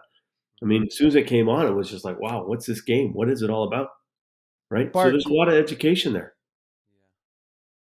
Question: as far as getting on TV, is that the only hurdle, or I guess the biggest hurdle is having the rights to? Is that a legitimate thing to where there's no way to do it without having the rights to all of the teams? Well, if you think about this, you think about the NXL center field right now, the pro field. Yes. We've never had a sponsor in any of those bunkers. I mean, we did kind of back in the day, right? You think of like Ball's energy drink. I know Intel came in. Like there have been sponsors that have come in and they dabbled. They didn't stay for long, so I guess maybe that alludes to it. Yeah. But is that a direct I mean, if you had, you know, you think about Red Bull, for example. Red Bull, we've talked to them over the years, but they're not into a shooting game. Right. They just well, don't. You know what? That, and they're not into team sports is like the biggest thing I've heard. They don't sponsor any team sort of games, right? I'm gonna have to talk to Garden of Life, because they have been sponsoring me for like the last year or so, and I sometimes I'm thinking, why is Garden of Life sponsoring me? You know, but they're showing out and they're showing love for paintball, and I know, you know, there's a lot of things that maybe in the minds of some people could deter them from looking at paintball, but it, like you said, it's one of the safest games there is, and it's thoroughly fun. So I don't know. We know what we're talking about, guys, is a threefold, fourfold situation. Go back to the card system where we have membership now. You know, right now, what's our membership count? Well, it's nothing in the big picture. But if we can get a membership that says we've got 40 or 50, 60, 70, 80, 100,000 people playing paintball, and we can reach those people, we can reach every one of them with an email or a text, a reminder of an event coming up, or you become a member, you get these reminders. We start growing the game. And that's where I think, you know, it's not just GoSports and showing it. It's a card system. It's the viewership. It's the social media. It's all those things. We got to start working together more with the field owners. We got to start really going after it. And I think that's another. I mean, I pushed the field owners a while ago about educating the field owners, where, you know, the manufacturers, the GIs and the HKs. I mean, to me, the fields are your bread and butter of growing the sport, and you got to make Absolutely. it a great experience. You know, Giovanni phoned me the other day from SC Village, just saying, hey, he understood I bought GoSports. He's reached out to me. He wants to do something. So again, I mean, you know, all this brainstorming, we got to take it all and do something with it now. So Bart, that kind of, again, to circle back on my question, because it was, I had a reason for it, right? And it was about TV rights and getting on TV. Everybody talks about getting on TV, getting on ESPN. Personally, I think, who cares if we're on TV and ESPN? That's kind of an outdated thing anyway. Everything's online and built off of it, you know, exciting ways to broadcast stuff. You don't need TV anymore. So can we still get, like a Budweiser can, you know, Budweiser sponsoring the pro field? Why don't we get on the Apple TV app and have it or Netflix? NXL. Yeah, Netflix. Well, Netflix is part of the app. You know, when you go on Apple, you've got the exposure of all those pods. So again, that would be another goal of ours, to be able to get on the Apple and be a Netflix where we have our own channel. And but having numbers helps that. Yeah, exactly. The way you do it. Yeah, because that's exposure. That's, you click on it and there's a visual. There's NXL. So I got to ask then, Bart, like, what do you think is more? And this is tough. I go on both sides of this. What is more? And I guess we have a little bit of an example from the Premier field now, but is a free broadcast a better idea? I mean, personally, I think that's a tough route to go, because you got to, like you said, you can't operate at a loss. That's just how business works. You just can't. But does it? Yeah, I don't think free is the word for us right now with GoSports, just because there's such a cost to manufacturing that broadcast right now. But I do believe there's a post-production of the event that we can run and run, and then that's where the single decks come into play. And now we do a post. Now we take that game and dissect it. Tyler, you had a super game. We do the interview. We create that Formula One when it went on behind the scenes. How do you guys? I love that. And then you create the story, and we mold a 30-minute show around it. We even talked about doing all the Sunday, just a Sunday like this Sunday now, right? But we need to post produce. We need to get that. We need a flow. We need people to follow the format because we have 4 events a year right now. We have a first winner. We have a second winner, a third winner, a fourth winner. Now we're at World Cup with the Commanders or whatever you want to call it, World Cup, where all the teams are there. So we need to create that storyline. Right now we don't. It's here, but it's not out there after the fact. And I think we can build a story that's a better story post-production wise with GoSports. So that's Bart, I love that. We could have both. We could have the die hard. By the way, I have 2 GoSports subscriptions that I pay for. I've got one for myself at the events and one that I give out to friends and family. I'm a full supporter. I love GoSports, and I am down for the cause because I believe in the people that have been running it for a long time. And Darren, Maddie, huge supporters, you as well.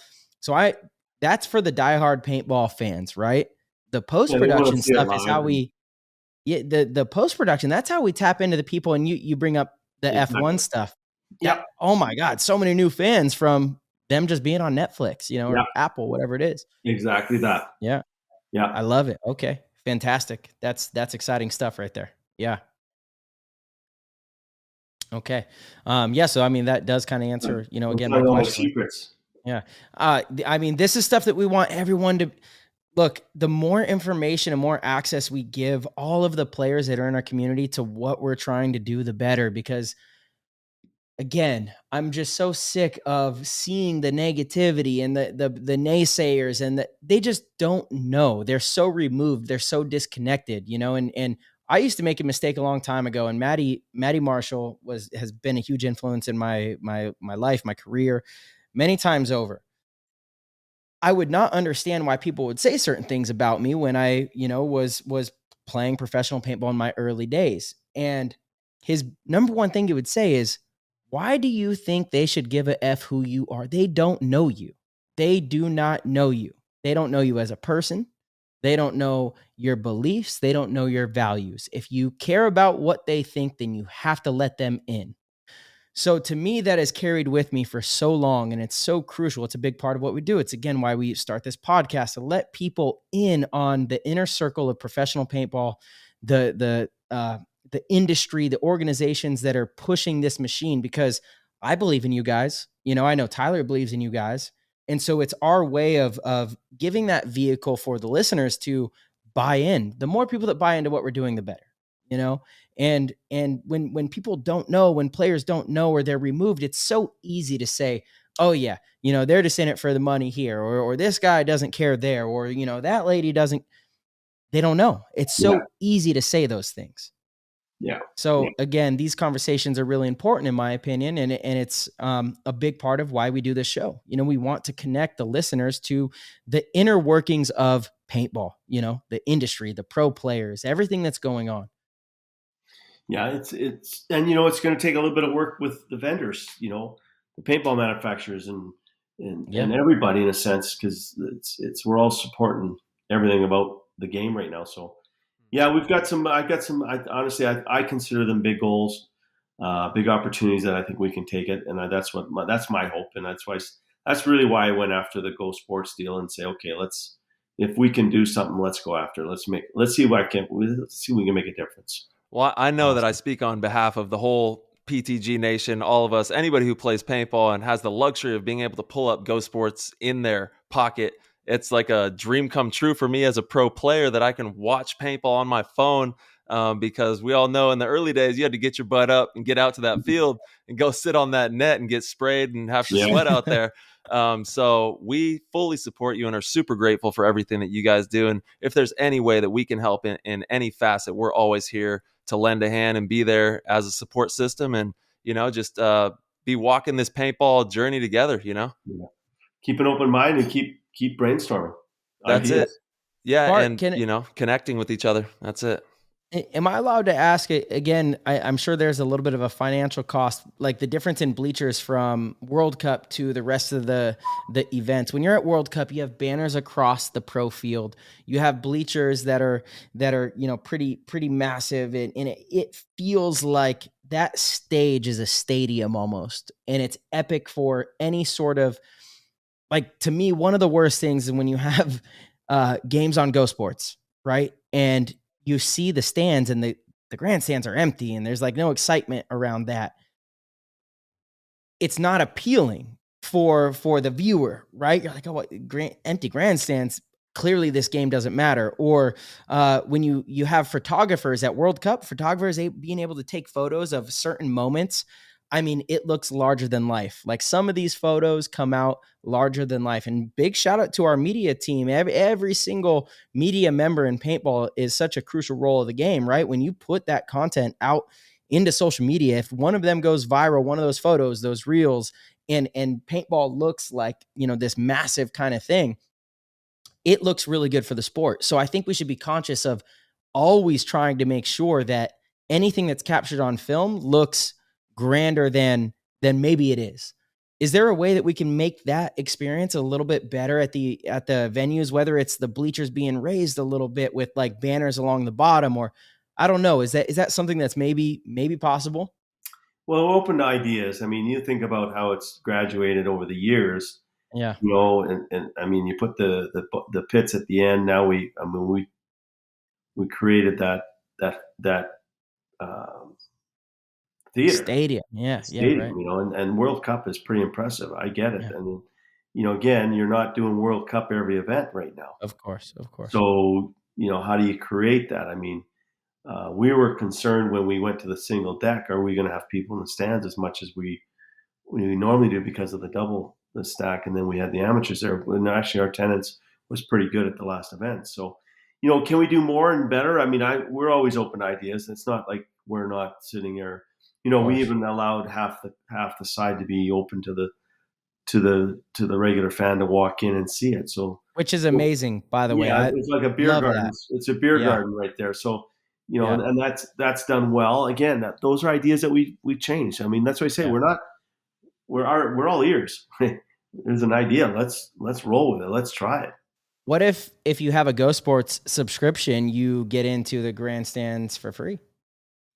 I mean, that's what I say. The subscription idea is like the card system, where you might, there's a cost to the card.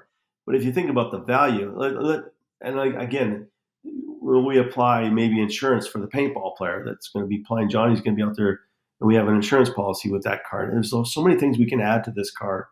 And I think that's a big, big part of it. And then, but again, the last thing we need to do is have everybody drop their subscription and say, okay, because you're doing post-production. And then all of a sudden the cost goes right through the roof for someone like myself who wants to grow it. So it's very touchy in how we go forward here. You got to be careful. And I don't want to blow it in a sense of what we've created, but I don't want to expose the game to 6,000 people per event. We need to get it out there more. And right now, with what we've done in the past, I think it's contained to that amount of people, and we're never going to grow the game at that level. It's just not going to happen. Well, you can't miss out on the live show. That's too much fun. The live show is the whole performance that everybody puts on from top to bottom is second to none, and it's really exciting to watch. I know I'm glued to my phone during the tournament. It's hard for me to even put the thing down, and even after the tournament, I just replay those events over and over and watch film, and it's a really impressive performance that everybody's putting on. So everybody keep up the good work, and we'll keep. Obviously, we're always looking to be better, but We're doing great things, and major love to the beer garden. We see you over there drinking those beers and the free portion there and having fun. And that's what it's all about. All love for paintball. I think you'll see I think you're going to see a lot of changes going forward. Maybe not right away, but leading to World Cup, and we're looking at a lot of ideas of how to make it better for the viewer and attract more in a sense of post-production and doing every angle that we can get that's going to get that fan that's going to say, wow, what a move.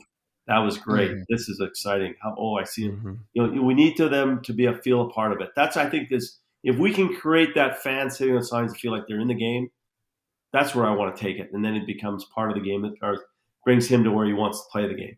And then they share it, which is the other component that's just as important. Is we need them to be so excited that they're like, you got to see this, check this out. Look at this is crazy. Yeah. Mm-hmm. I think a simple integration immediately that would be really good is just doing pregame interviews. You have the two teams, Dynasty's playing Heat. Grab Tyler, grab Marcelo. Quick interview separately of what they expect part in of the match. Show. It's a part of the show. It's part of the pre-show that we do an interview with both captains or whatever you want to call it, coaches, whatever. We got to start making those characters become part of the. Yeah, we got a big game coming up here. Yeah, exactly. Yeah, that's an easy thing to do. All the players behind the pits anyway. You grab them for 2 minutes. You say, "Hey, real quick, talk about this match you're about to play." Yeah. And that's a great thing for the broadcast. I know if I were a viewer and I'm watching it live and I see that and I'm like, okay, Tyler, that's Tyler's speech. And then I see Rainey's speech and they're about to play. Oh, let's go. Let's go. I saw what happened at the last event, so it's like that kind of stuff is exciting. And then as things develop in the match, it all goes back to that pregame interview. It really does. Like it just kind of builds that story. It puts, everything is connected in that way. So that's the UFC thing. You get the two fighters in the before battle and then away you go. Great. Yeah. Totally. Drive that interest. Well, Bart, you're a legend. I do want to dive into your paintball story, and I want to know how you and your squad got hooked by the paintball bug. Well, that was all in Maui, really, in a spring break. Josh Lamette was living in Florida, and he started playing when he was 10, 11. He called Zach and Zane when we were in Maui and said, you got to play this game of paintball. And I just right away I was against guns. I said no, but they said, well, let's go. I said no, I'm not a gun guy. I'm not going to go out shooting guns. But anyways, we were in Hawaii at spring break, and the kids not much was going on Saturday. We went down to the local gun or paintball store, and we went in, checked it out, and I said, well, we're not going to buy it. We're not going to do it. And the paintball guy there said, well, what are you doing tomorrow? Why don't you go play it and see what it's like? So we went up and played in Maui and on that Sunday, and I got hooked, and the kids were playing. We just had a great time, and they made it a great time for us. And after that, we were hooked. Honestly, we when we came back that summer after spring break, we went every weekend and played, and the field was 45 minutes away. What was the field's name? Let's give them a shout out. Paintball Action Games, and Dale Kerr was who's no longer with us, was our mentor. And Dale, I remember I'd be buying the freaking bags. I don't know. I'd spend $500-600 a weekend, and finally Dale says, you should be able to buy paint by the box. I'll sell you a box for a lot better. And then I made the price a lot better for us, but I was paying full retail. Whew. And the kids, we took our lickings though. I mean, the kids. I can remember we'd go to the paintball nationals in Canada, and Zane was 11 or 12, and we had to make a decision whether we were going to play semi-auto or one ball, and then he's going to step up and play semi. So I said, okay. So then he'd come off and he'd be crying because he got hit 3 or 4 times in the neck, and I say, hey, suck it up, Buttercup. It's what you wanted to play. And so Zane really, I mean, I've loved the game since day one, and I think the people are great. The fans, the paintballer himself is just it's a cult. It really is. It's amazing what this sport does and what it's done for our family and many other families. It's kept kids out of trouble. It's done so much. And so, before I go in my days, I just hopefully I can do something that'll make a big difference, and we'll see where it goes. Oh, you already have, my Thank man. you guys. You have left a tremendous stamp on this game in so many different ways. So your name is already etched in the history books of paintball, and we appreciate everything that you've done for this sport. Thank you guys. I Yeah, appreciate it. absolutely, man. Really do. Yeah. Yeah, and I think there's a lot of great things to come. Bart, let's dive into like how things started to develop though, and when you guys got into, okay, we're doing this full time, and we're gonna come and we're gonna build the best organization in paintball. Our goal is to be at the top. We're gonna be building this professional squad that people can't compete with, something that nobody has ever seen before. Well, it was, That was the if you think goal. about, Josh Wimette was a good baller, Zane, Zach. We had some locals that were really good, and it ended up grabbing Justin Cornell, Anthony Fayaza, if you guys remember Anthony. Yeah, Ant. He was the Daltons of the paintball world, the Ryan Moorheads, and so we had a good team, honestly. And then Josh Davies and Danny Miller, who played with Oakland last, and then Josh was living in Grand Prairie, which is way the hell north of Edmonton, and he had to fly down to Oakland. He got tired of that. He says, he came to me, he said, well, I want to play with Impact. And I said, okay, well, so we worked something out with Josh. So you got to think of we created a really good team with two pros from Oakland with Danny Miller and Josh Davies. And we had our young guns, and we just developed over the years. And then really it was a matter of me saying to the guys, let's get it. We started to learn the game amateur wise in Alberta, in Canada. We traveled across. We played in the Sky Dome. We played all over BC, amateur wise, and then we just said let's get on the tour. Let's go down and check out the MPPL. So we went. Our first, actually, if you can believe this, Dale Kerr, who was the owner of Paintball Action Games, phoned me up and said, Bart, let's go down to Las Vegas. We're going to go see the NXL, or not the NXL, the PSP play. And Chris Lasoya was playing, and I always remember we were in awe of Chris Lasoya and playing and what he did. And I got my picture with him, and I was just there. Dale and I just flew down to go watch the PSP event from Alberta. And I mean, that got me going. And then, we grabbed the kids and let's go play in the States. Let's go down and see where we compete. And I always remember this. I was at an event in Calgary with MR Paintball, Mike Carey. And Mike.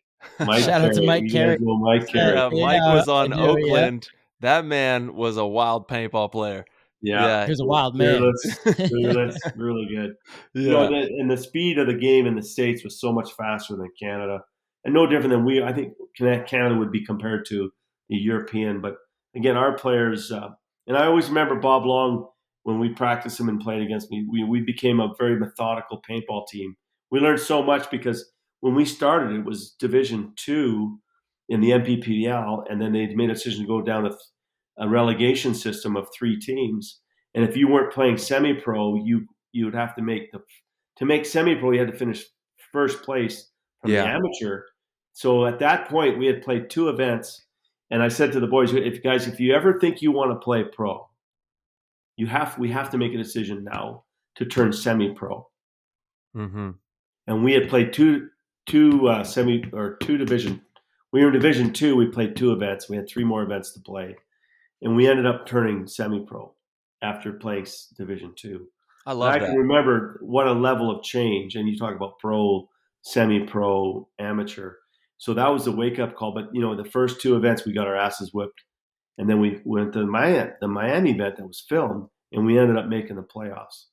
And so that was a crucial point for Impact, in that we went from Division 2 and we moved up so much faster by going semi-pro. The next year we played semi-pro, and then we ended up making the top 3, and we ended up turning pro in 06.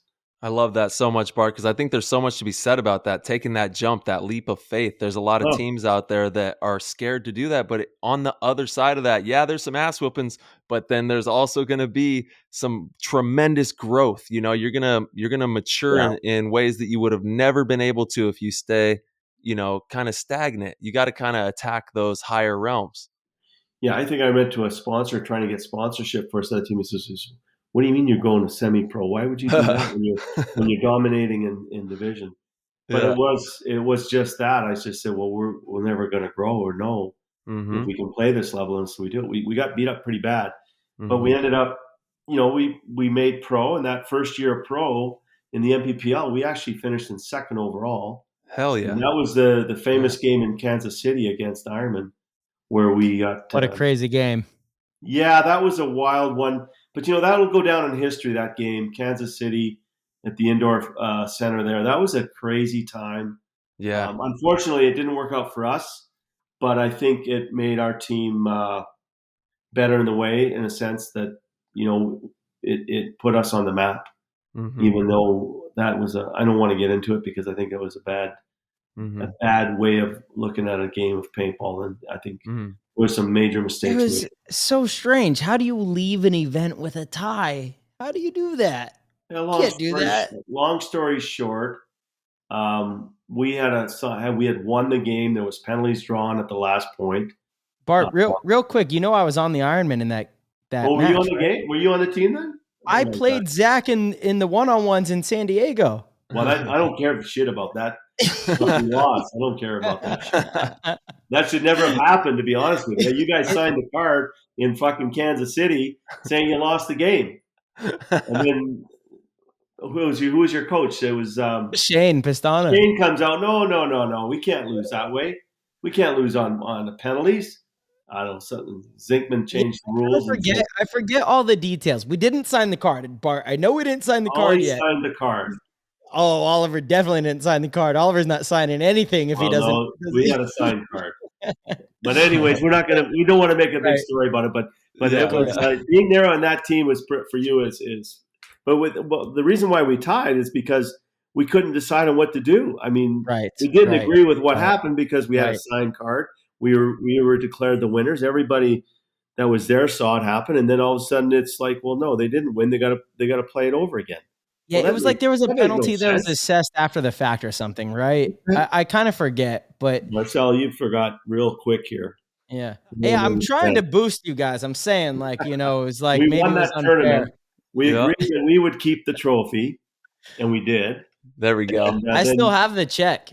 You have the check. I still have the check. The big check. I still have the check. You can have the check. I like the trophy.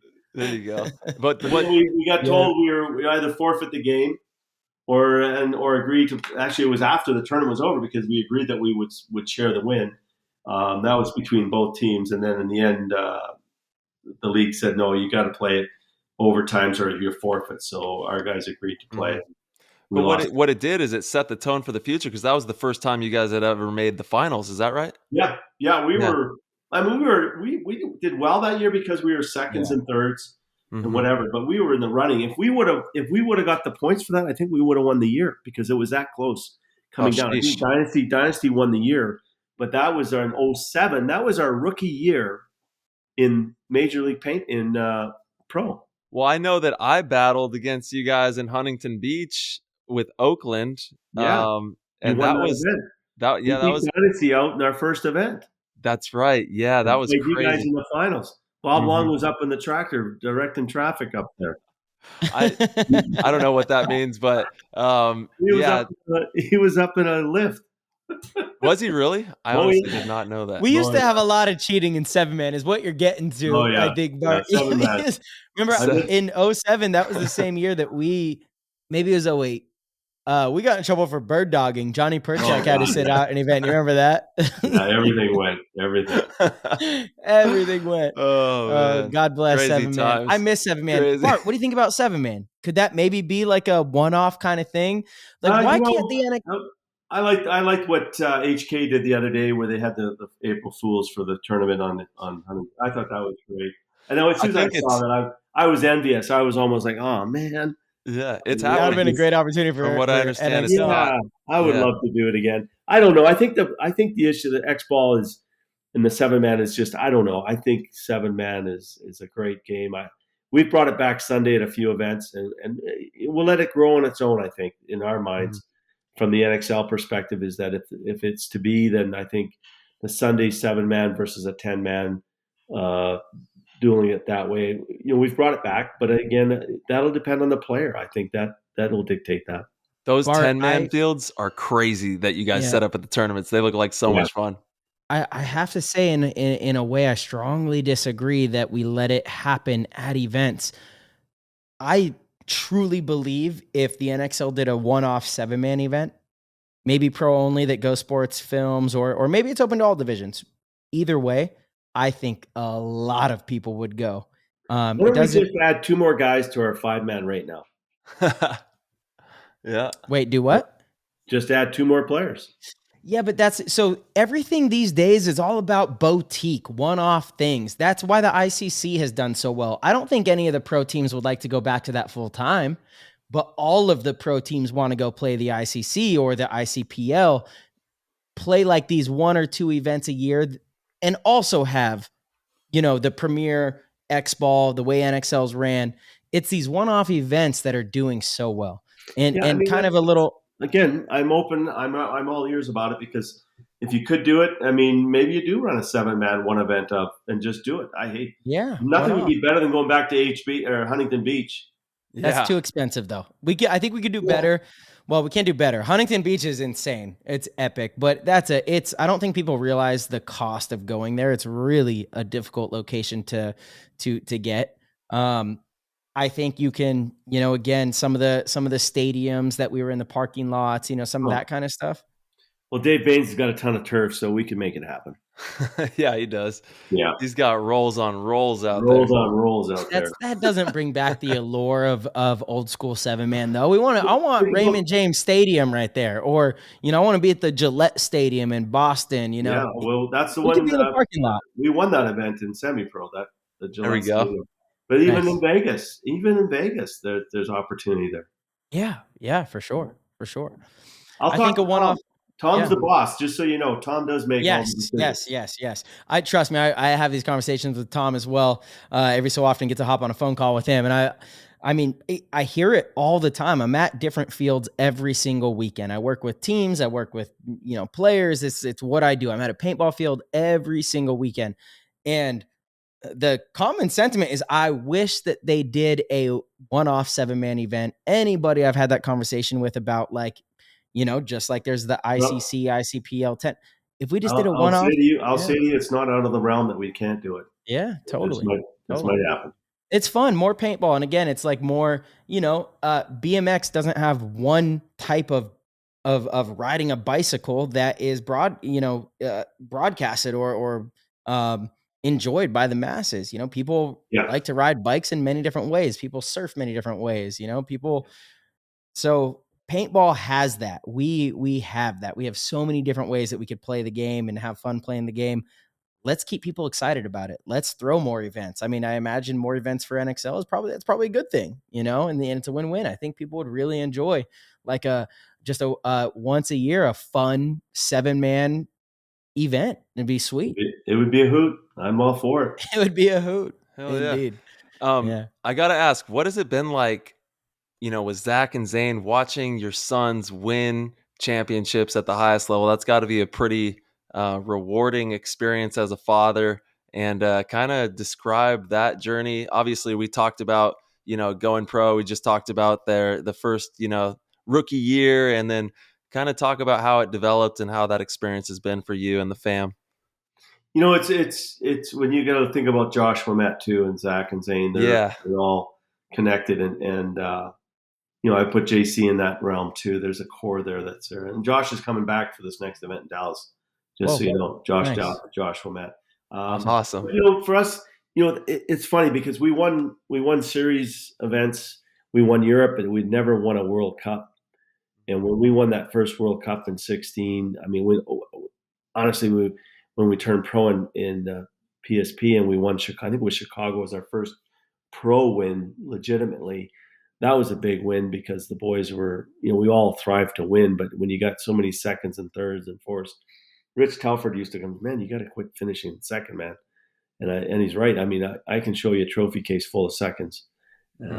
But, we have won our fair share as a pro team. And I think we're ranked up there in the top 3, I think, or whatever, from an overall winning percentage now with pro wins. It's been very special, very gratifying. The fact that I'm still with Zach and Zane at these events, it's amazing. I mean, there is no other way you can experience a father and a mother hanging out with their kids when they're 27, 28, being best friends, Yeah. playing a sport. It just doesn't happen anywhere. It doesn't happen anywhere else in the world. Think about it. The parent is growing up playing paintball, being a part of the team. Joanne, me, the boys, Mary and Greg, family that just surrounded ourselves with this game. And we're still playing it. Mary is so excited that Josh is coming back to play the game. I mean, it's just that we've grown up with the game, but we're still a part of the game, and I'm still yelling at him and I love it. frustrations. And Zane was at the last event, being a coach. We're all a part of it. It's just I don't know. There's no other game like it. I couldn't agree more, man. Yeah, couldn't agree more. Yeah. Best game in the world. It truly is. Yeah. And so many of us believe it. That's why it's honestly so exciting to look into the future and see the opportunities ahead. Yeah. Bart, let's maybe talk about this this season and this last event and kind of the state of the team now, because you guys have had such a long journey, have had so much success, have had some of the best players to ever play the game come and play for your organization, but also be brought from the root of your organization. I mean, Zach is the pros know. He's probably wildly underrated, but the pros know how good Zach is. And JC is just a monster. Zane as well. Your team has bred some of the best to play the game. And here we are in 2022, heading into a new season. You guys took a pretty big hit at the beginning of the year with the Latin Saints taking 4 of your kind of the starting lineup. And I think not everybody, a lot of people wrote Impact off. And the ones that really know are kind of looking at it like, no, they did a great job. They picked up pieces that are going to make this team a better team. And at the end of the day, that's what wins tournaments is team paintball.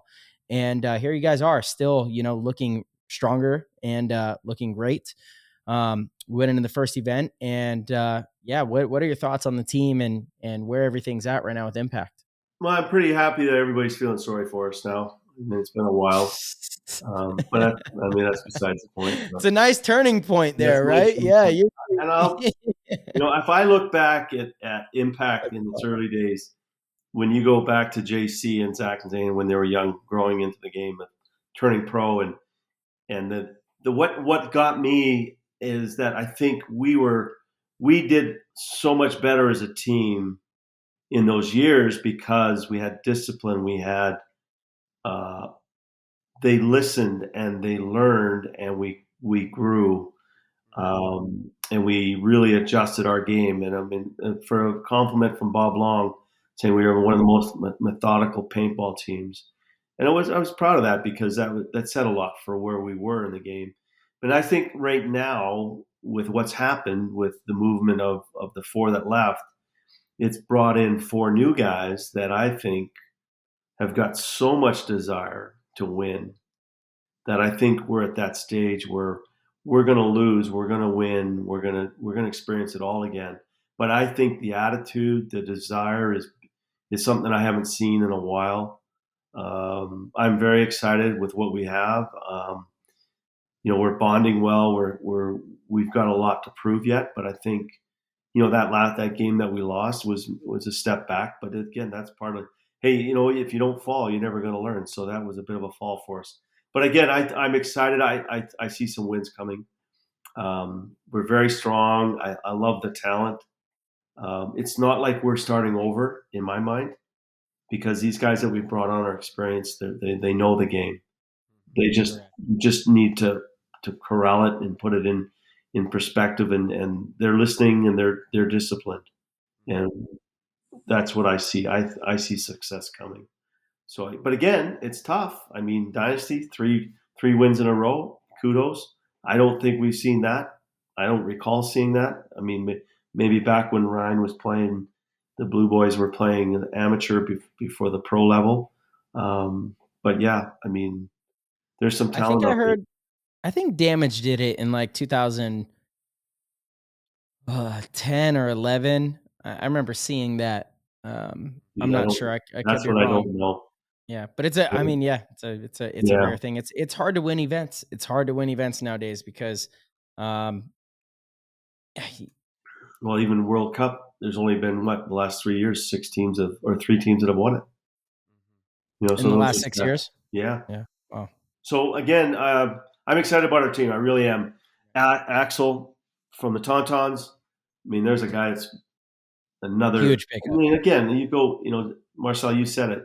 We love the game so much, and you just see it. These guys bleed it and love it, and they just want to win. So hopefully, Dave and I can corral that and make it happen, and get everybody in the right direction. And well, you picked up phenomenal paintball players, and you can see it in the eyes of players when they want to win, like you're talking about, and they coming from Revo, who was always super successful but never got that finals win. They're bringing that passion as well into the organization and are extremely driven to reach the destination. Yeah, exactly that. So we got a lot of work yet, but they're willing to put the work in. So we'll see what takes us. Yeah.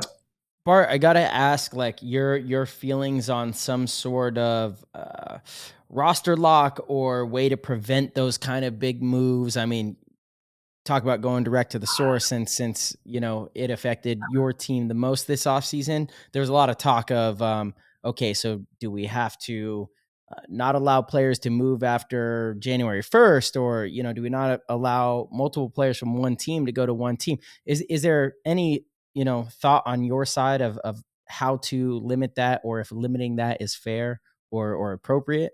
Well, one thing you do is you have independent teams right now and independent owners, so that's something you're really hard to control. You can control the timing of it in a sense of when players get transferred, and that we can control that from a league perspective. But controlling what someone wants to pay someone or if they want to leave a team or anything else, I think it's very difficult with way we're set up and structured right now. Dave Youngblood and I even talked about it, the last event, and his concerns, and I get it. I'm concerned too, because it's, but again, I'm not going to sit here and cry that I've lost 4 guys. I've done it. It's been on both sides of the page with me. So, but how do you control it?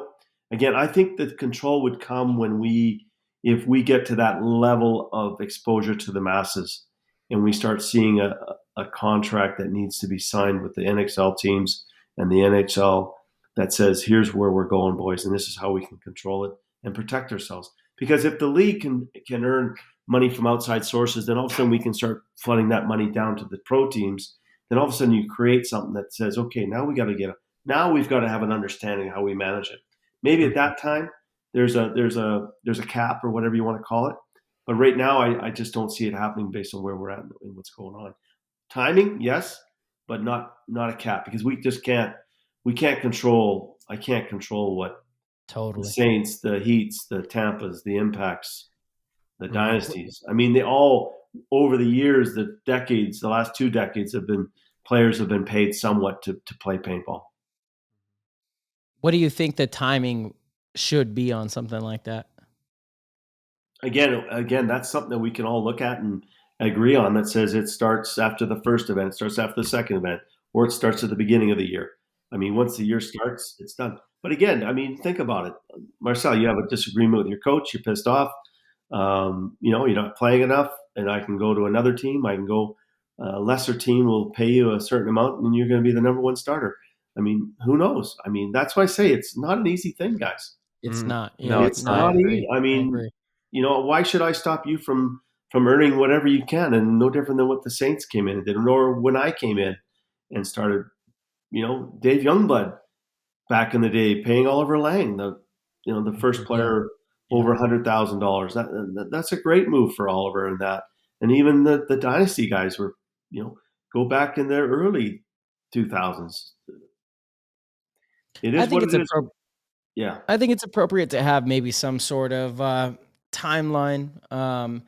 Once a season starts, you've committed to a team for the year, and a team commits to you, and there's a lot of expenses that are incurred from a team perspective in committing to you. So do I think maybe you should finish out the season? Yes, but like some of the talk, I don't know if you stay up on much of it, Bart. Probably not. But a lot of the conversation was like, not allow. Not allow, before World Cup, you have to notify your team that you're going to become a free agent in the off season. You know, I saw some of that stuff online. I'm like, that's crazy. You know, like until we have player minimums and stuff. You can't tell your teammates I'm being a free agent. Yeah, I mean, exactly. You know, It here we doesn't are. seem- Let's go win this event, boys. Yeah. No, it's Doesn't you know, seem- and we all know it when the cup is over. The talk really heats up amongst teams and players. So Right. we know that for a fact. I mean, I'm open to it. I don't have the answer. And there's suggestions and what you want to do. I'm open again to taking Totally. it. The NXL, the owners are very open to ideas, and we want it to be the best and take it. But what is fair and what is right to the individual player and the individual teams, that's a good one. Mm-hmm. I don't have the answer. I'll be honest. It's not. Yeah, and there's so many. Evolve. It will over time, and like you said, you know, as it matures, naturally by osmosis, it's gonna present itself, and we'll jump those hurdles and start making those adjustments as they arrive. Yeah, Totally. So, being an owner of Edmonton Impact is definitely no easy chore. Any pro team out there. What are some of your favorite things about being an owner of a pro team and being able to travel around with your squad? Well, if I think back, it's the guys. The guys are what's. I mean, it brings me back to my days. When I quit playing pro hockey in '86, I never touched the ice for 3 years. I got invited to go back and play beer league 3 years after because I got into the car business with my family and I had to make sure I didn't fail. I wanted to be successful working and that, and I did. And then I had time to go back to playing hockey, which was beer league, and I always had fun around the guys. But then when the paintball world came into play, managing and owning my own team, I went through players and people that have played, and we had frustrations with when the kids, and then I let some guys go because they were more experienced, but I knew where I wanted to take the team. But really, Joanne and I, being around the family and the kids, I mean, we had a gas, and you think about it, we used to go to Huntington Beach, and we always rented a house right on the beach, and the guys were getting drunk, and we're all having fun. Yeah. But the fun was always after the events, of course, not during the events, and it was always disciplining and teaching them. And I always pride myself on life lessons. Young guys, 15, 16, 14, they've grown up, me being around them, and if we traveled, we always try and do something that was different, that they would see something different or whatever. Just experiences in life. Europe was a blast. Asia was a blast. We did those things. So that I traveled with them and loved it, and they loved me, and and Joanna was. We always wanted to give them, that experience of proness. When I say proness, is you don't go to a hotel room and wreck things. You don't go and be that. And I think paintball had a bad name there for a long time, when players were abusing places, and it cost us at times because we can't go back to events. So it's always, you're not sitting there representing a player, you're representing a team. So anytime you do something that's goofy or bad, it's not Bart Yachimec that screwed up. It's the Edmonton Impact guys. They're a bunch of rowdy guys. So that just those little things add up to the big things. And I learned a lot playing hockey. I learned the discipline of showing up on time, even when I was hungover. Like I had to show up at time, or so those little things. That's all. I mean, it just gratification. I'm very fortunate that I've had the life I have, and I can share it with guys, and I still love it. I mean, I'm so excited about this team right now that we got, that I get to go back to where I was and showing these guys how we can win. Absolutely. And that's what's exciting for me. It's a challenge. Yeah. What did Bart's childhood growing up in sports look like? Like, how did that start for you, and then obviously lead to you becoming just a powerhouse on the ice? Well, I can tell you a few stories along. It might take a while, but Hockey for me, I started when I was 8 years old, and I changed communities, and there was an outdoor rink, and I would honestly, I was so addicted to hockey, and I would be at the rink, and then the lights would go out, and there would be one light pole with the light over the rink, and I'd be playing in the dark with my buddies, and then I was supposed to be home by 9 or whatever, come home late all the time. Dad would give me, not the strap, but he definitely threatened me. But I love the game, and I always said to myself, I will play the game as long as I keep developing, and that I can continue to rise and go up through the levels. So I went through Pee-wees, Manums, midgets, and then I made Portland. I played in Portland for 3 years, junior, and then I got my break I signed with Chicago, and then it's funny. I wasn't a good hockey player. I was an average hockey player in junior, and if you look at my stats, and then you can see where I excelled in the American League. And the toughest thing was I got sent down. I was the last player cut from Chicago in that first training camp. I trained for 3 months, 500 sit-ups a day. I wanted it so bad. And I was in shape. I was in such good shape. I would cheat on the ice. I would skate past guys in the corner I would talk and just lead up. I could literally do circles around guys. I was fast. I was in such good shape because back then in the National League, they would come to training camp to get in shape. Right? I came to camp in shape, and I was whipping everybody. And everybody said I was one of the fastest guys on the ice. And I was the last guy sent down. I got sent down to Moncton. I made the team, the number one farm team for Chicago. There's 4 leagues in that level back then. I always thought I was going to get sent down to the Central or the East Coast League, but I made the number one farm team just out of desire. And I broke in with Danny Savard that year, but then I got sent down at the end of the year because I never played a lot, and I was a rookie, so I got sent down. One of the worst things that ever happened was you got to remember this. Is you're only as good as you are when you're with the team, when you're with that team. But when you leave, you're gone.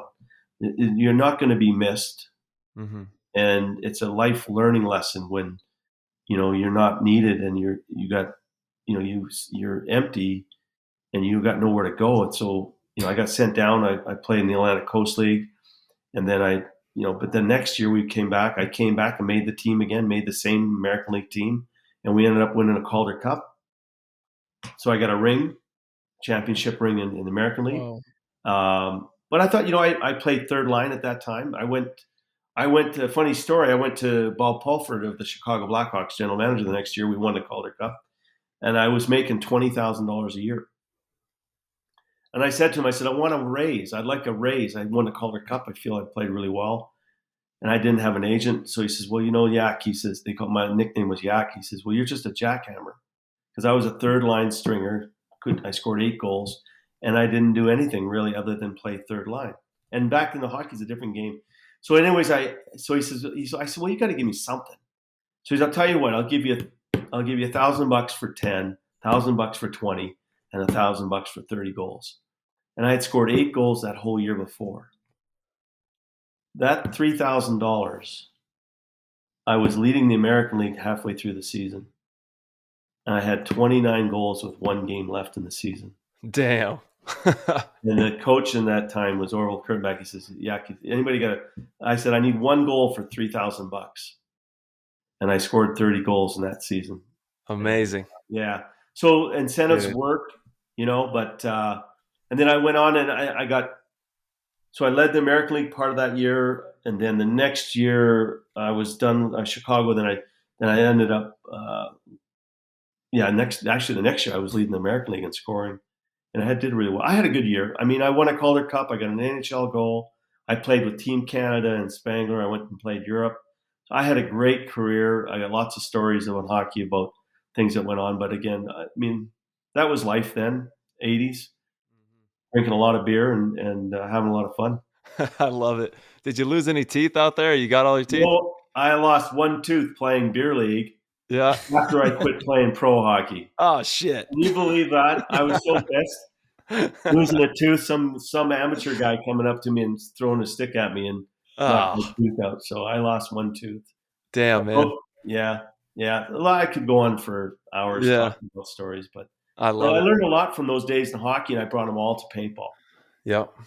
So that was what I get a kick out of that, seeing guys reading it and seeing it, and really winning a World Cup in paintball, and not only that, winning 2 of them back to back, which was really impressive for me, and being a part of that team and the guys, really cool. Mm-hmm. Yeah, that's definitely special. Yeah, what similarities do you see in, like, I'm sure that from that process you took a lot of that to the team that you're with now, Edmonton Impact, and just the structure, the professionalism, accountability, all of that kind of stuff. Can you kind of elaborate on that? Well, accountability is huge because you're a part of a team. So it's not about you; it's about the team. And you get a guy that's all about about him. It doesn't work. So again, I look at structure of a team where I'm more interested in a guy that's going to fit in with the guys and grow with the guys, because talent is talent. I can always remember when the kid had so much more talent than me as a player, and we would go to hockey camp, and he'd say, "Oh, I tell him I forgot my skates because I don't want to play today." But guy had so much talent, I couldn't believe it. I was like, man. So you know what? There's guys with talent, but they don't go anywhere. So you got to fit in with your guys. You got to grow and want it. And I mean, Dynasty has been a team that has done that. They've shown that year over year. It's been amazing.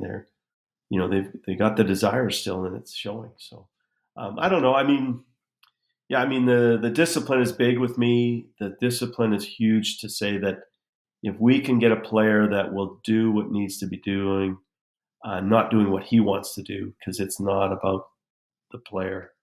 Dalton was a good example. Dalton came to us, and he had a little bit of fire in his belly. He'd take off and go. And, I said, Dalton and I talked. It was like, Dalton, that I get it when you want to go, but those situations can turn on a team.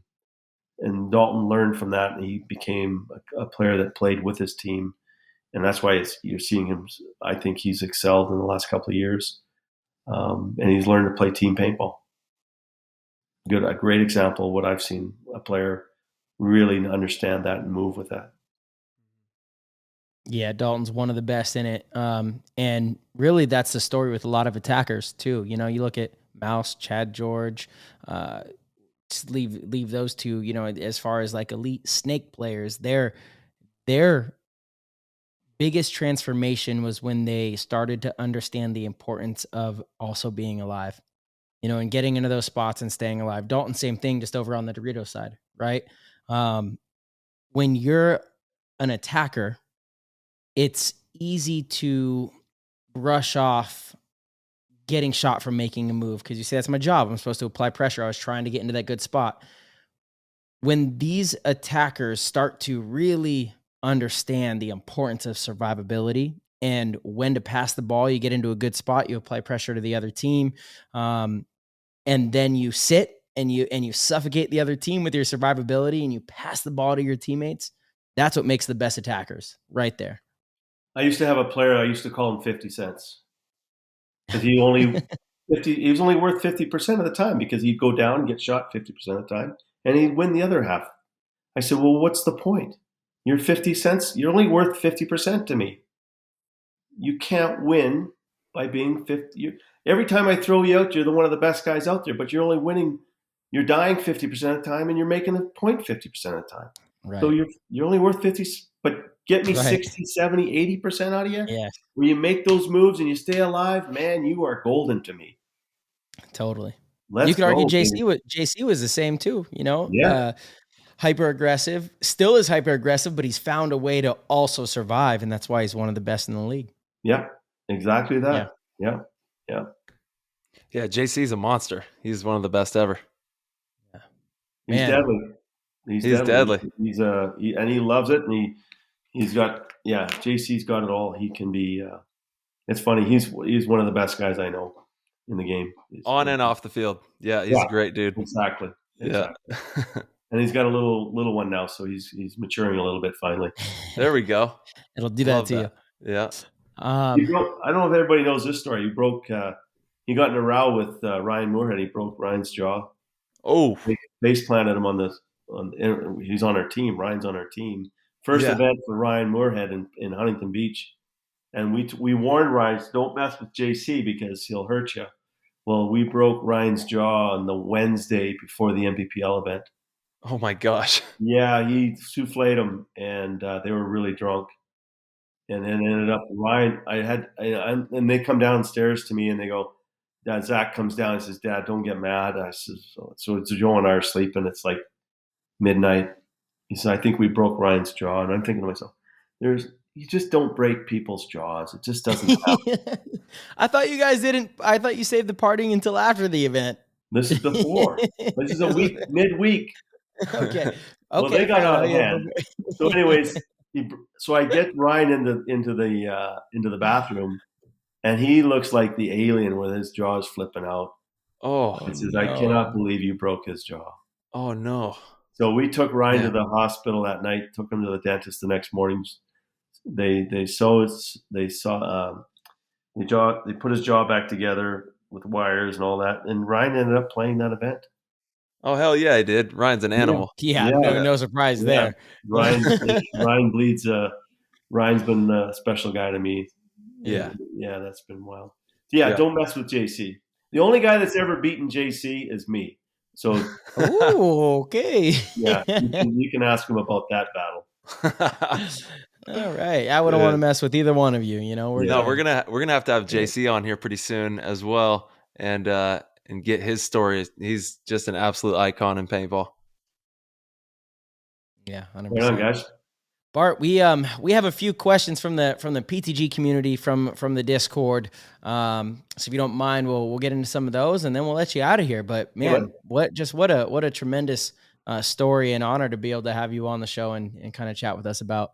I mean, you're a pillar in the game, and so it seems like there's a lot of exciting stuff. I feel like it, guys. To be honest, I feel like I always remember walking in our first pro event in Huntington Beach, and when I walked in with back in then they had a corral, right? You had to sit under all the one tent, all the pros.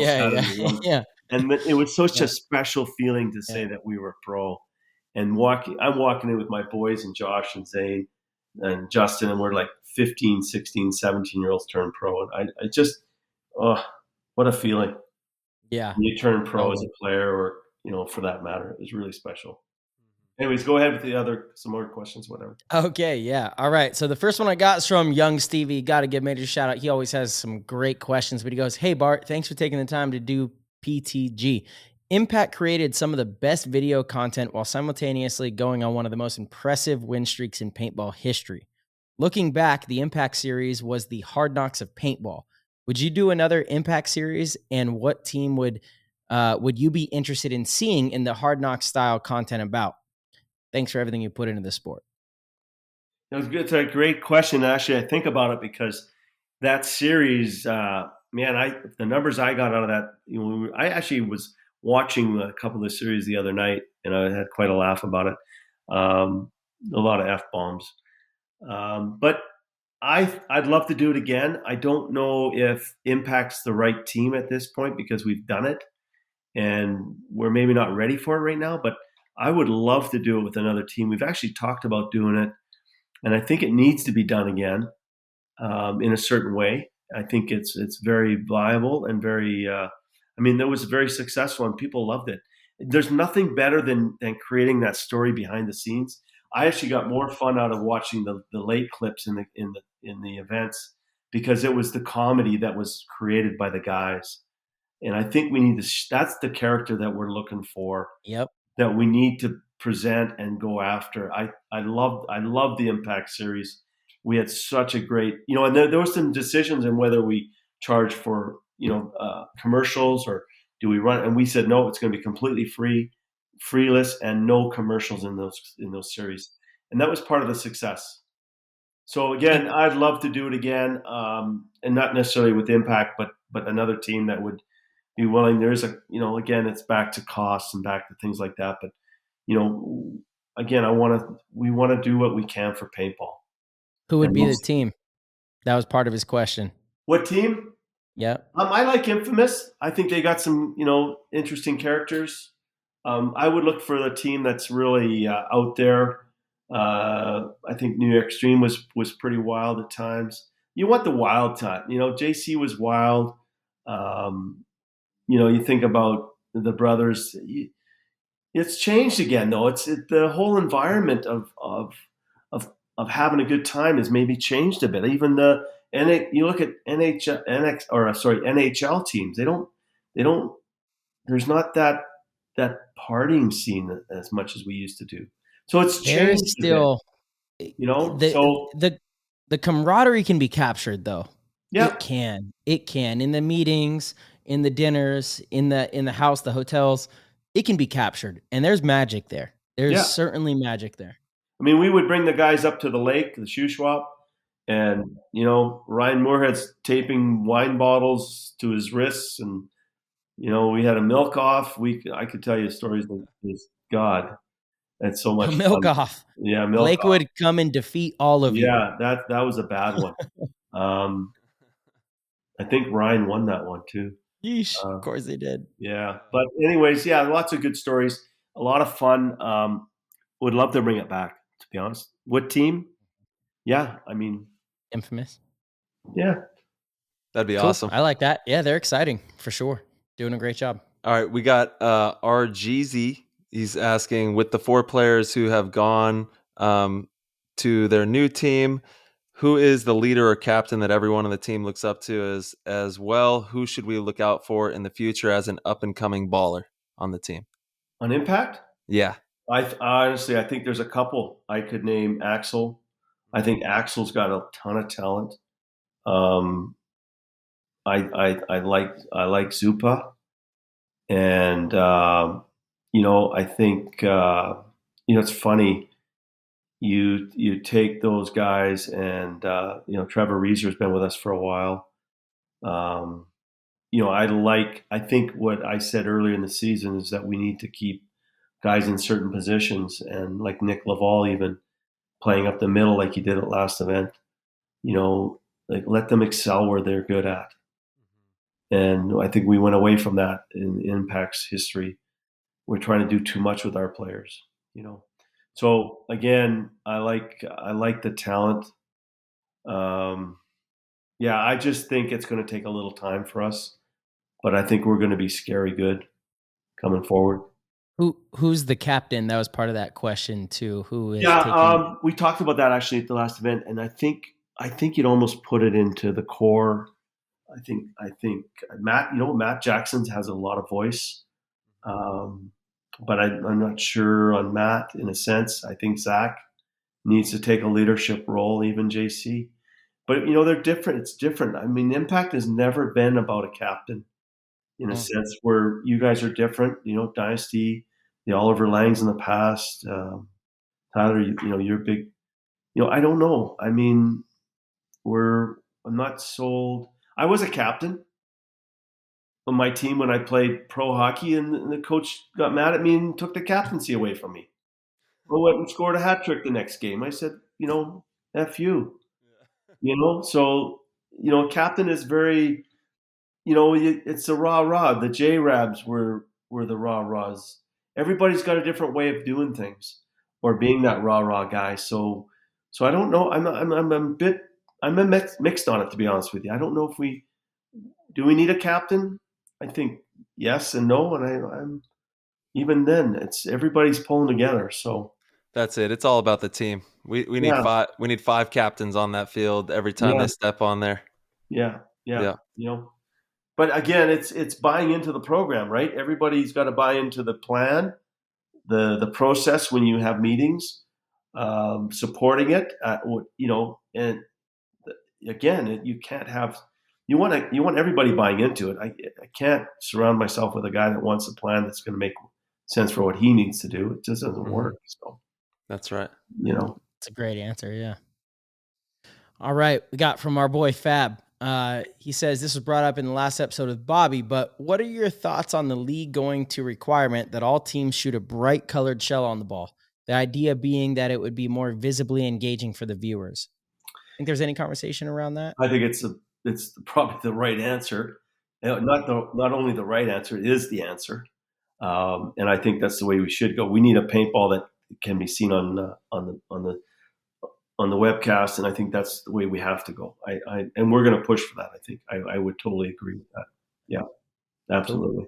Easy. Yeah, definitely. That's a very important thing. You got to see those streams, see where those lanes are being shot at. Exactly. Let's see. We got Kaylin from Inspired Paintball. What advice do you have for those of us who want to get into the paintball promotion and paintball products industry? That was his first question there. Sorry, tell me that one again. It's advice for getting into paintball promotion and paintball products in the industry. Well, the perfect example would be the Infamous in what they've done. Dynasty's been at it for a long time. But if you think about Infamous and where they've come from in the last 2 years is amazing, on how he's promoted a brand and created the attention of the paintball player. I would take that stream as an example of how to manage and do it, because Trevor has just done a wonderful job with Infamous and how he's created the brand. So they've done it.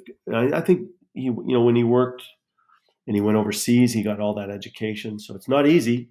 I don't think it's easy. I don't think the industry is easy to play in a sense of being an owner at a field. Oh, yeah. I don't envy that on anybody. It's not easy to manage people and what goes on in a paintball field and what to do. And, it's not an easy game to make money at, I think, in the paintball field. You got to do a lot of things right. So promotion in that, I mean, it's online now. A&S is so strong. I mean, even in me in the car business, the electricity vehicles coming, are we going to be needed? Is the brick and mortar going to be a requirement in 10 years from now? We don't know. Everybody's going to be buying online. It was brought up to me today again in my businesses, where are we going to be? To simplify that answer, Bart, and it's a great answer, but give people a reason to care. That's ultimately the building block of having a successful business. And Travis with Infamous has absolutely done that, giving people a reason to care. They're engaging, they're exciting, it's fun to watch them. So whatever your brand is, you need to give a reason for people to believe in you. You can't just say, oh, I've got a cool brand and hope that people are going to pay for stuff. There has to be a good message, a good story. People have to buy into your brand and what the goals are of the brand. It's my opinion on that. Yeah. Yeah. Create a desire, a want. Yeah. Totally. A way to go. Yeah. Ty, were you going to the second part of that question or were you moving on? I think we can probably move it. We have quite a few questions. Okay. So thank you to everybody in the Discord who's putting these questions in there. I do like the second part of that question. I'll ask it then. What player from any era do you wish you could have on Impact and why? That's a great question. Well, I like Chris Lasoya. Oh, that's funny, that name ring. When I read that question, I was like, for some reason, I feel like he's going to say Lasoya. I like Chris Lasoya, but I also like the Josh Davey and the Dave Baines that have played for us. Josh Davies was such a competitor. Dave Baines had the leadership on the field to not only that, but off the field. Lasoya was magical at times, So yeah, I never played with Lasoya, but I've partied with Lasoya. But those three guys kind of stand out in my. I think Oliver Lang was another one that was very incredible. Ryan and Alex from Dynasty. There's three guys there that have been very strong over the years. So yeah. Yeah, and Bart, I got to say thank you. We're coming up on over 2 hours here, so thank you for your time here. We only have a couple more questions here. Sergeant Phillips, he's wondering, as part owner of the NXL, in regards to the land in Philly, will this be built up over time with raised stands, turf, and more professional stadium vibe, or will it be kind of similar to the other venues? Also, are there any plans to make it the first permanent NXL regional field, or any details on that Philly land there? Well, I can tell you a couple things on that side. One, I have never been to that event. because of COVID and that. So I wasn't at it. So I can't even, I've heard so many stories about it. And unfortunately with that event, they had the grass issue. So I've heard that. It really wasn't that bad, to be honest with you, like playing on it. But that's not the standard that we like to portray. And that sometimes there's things that we can't control that happens. And that's one of those ones that we couldn't control. So it's, we don't like that. And it's not something that I want to portray, is that we want nice grass. I mean, Cleveland, when we did our first inaugural event, the soccer fields were incredible. Oh yeah. That event was the best grass we've ever played on, I think. But that cost us because we ruined it for that soccer field people, and we had to fix it. So that wasn't a cheap fix, I can tell you that. But you know what? Ideally, when you talk about it, we are looking at a permanent structure. We think it's needed, and I think it's going to happen at some point. Our hope is that it does happen.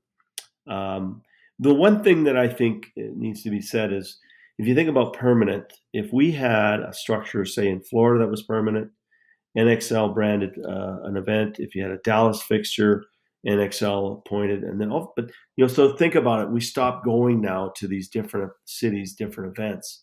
We stopped moving. We're not the gypsies anymore. We're not the traveling banjos that go and play at Atlantic City and experience a new city and experience.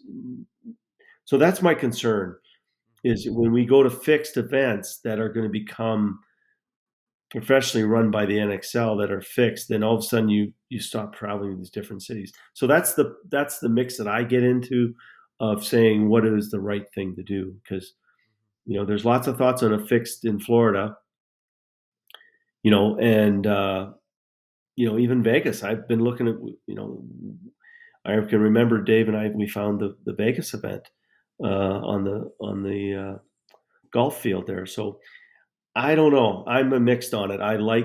It would save us a lot of money, but then we stopped seeing these cities of Vegas, and we're always going to the same paintball events. Is that what we want as a paintball player? People want Vegas back. Is it coming back, Bart? Are we going to be there next year? Yeah, I think it'll be back next year. Nice. I mean, we all realize what we want, and that's Vegas, the East Coast, West Coast thing. We can't ignore the West Coast. I think we're going to be back there next year. That's my hope. I love Vegas. I always like that event. It's a great opening event.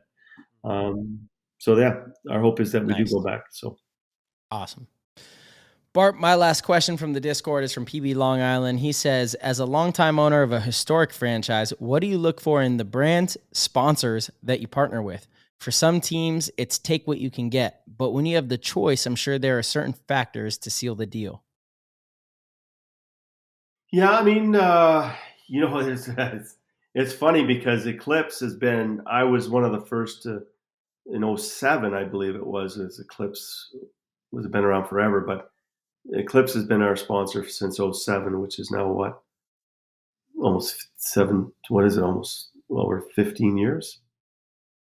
So it's been a run with Jocko and Leds for forever, as far as I'm concerned. And they've been very loyal to us, and we've been loyal to them. And it's never been an issue with us renewing. And I don't think we've ever really. I think we've signed 1 or 2 contracts over all those years. So very powerful. GI's been a great sponsor of us for the years and years. And again, that was a tough one this year with us moving to HK. And it's tough in the sense that it was just that we were with GI for so long. And I don't want to go into the details what happened there. But we've had some great sponsors over the years, and we have moved over the years. So I can't say, that we should have stayed here or there. Sometimes you get pressure put on you to move because it aligns with certain things. And not that it just aligns with who works better from a sponsorship perspective. Who does HK work well with? Who does GI work well with? So those things have to align sometimes. But I don't think Impact. I think Impact's problem has been a social media thing, where I think we could do a better job. And that's all I can say about our team. That Dynasties, the infamous is, you can go to Heat, you can go to Tampa, teams that really, stand out in a sense. I think I always believe that as a team, we have a responsibility to promote the game of paintball and in the right way. And that's, and I don't know if Impact has done enough. I don't think any team has ever done enough, but we can always do more. When we did the HK thing at this last event, we said, look, we're going to practice on the Wednesday or Thursday before the event, but we rented a field and we told HK, look, we want to promote some teams. We want to walk the field, play them. We played amateur teams for an hour before we played Infamous. So again, I said to the guys, hey, we got to give back. And so we had HK and part of it. We played on the HK field. And I think, back in the MPPL days, we used to do walk the field with your pro team. And we had teams bidding on. Yeah, that's right. Remember that? Mm-hmm. I mean, that meant so much to the amateur player to sit there and walk the field with you and understand what you saw. Mm-hmm. I mean, that's the pro-am approach that we did with the MPPL. And we should honestly bring that back because I think that's a big, huge advantage to amateur teams being a part of the pro level and having a one-on-one discussion. I mean, we had 2 teams and they were just loving it. That's awesome. Yeah. We need to bring that back, I think. And that's part of the pro responsibility in my mind that, pro golfer goes and has amateur day. And then, I've played in pro-ams and there's nothing better. I mean, watching that pro play, be walking the golf course with them, it's just over the top. So I think we need to bring that back. Yeah, even in my early days, I remember, you'd play against a pro team at the tournament, and it was typically just one pro team in your bracket that you'd have to play against. But that game, you were like, all right, let's get it. You got lucky or you got smoked. Yeah, that's right. Yeah.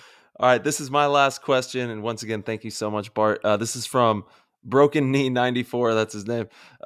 Hey, Bart, how do you guys structure practices? I always hear the argument for more points at practice rather than drills, but feel the camp I'm currently in is lacking when it comes to some of the fundamentals of paintball. So how do you guys structure that?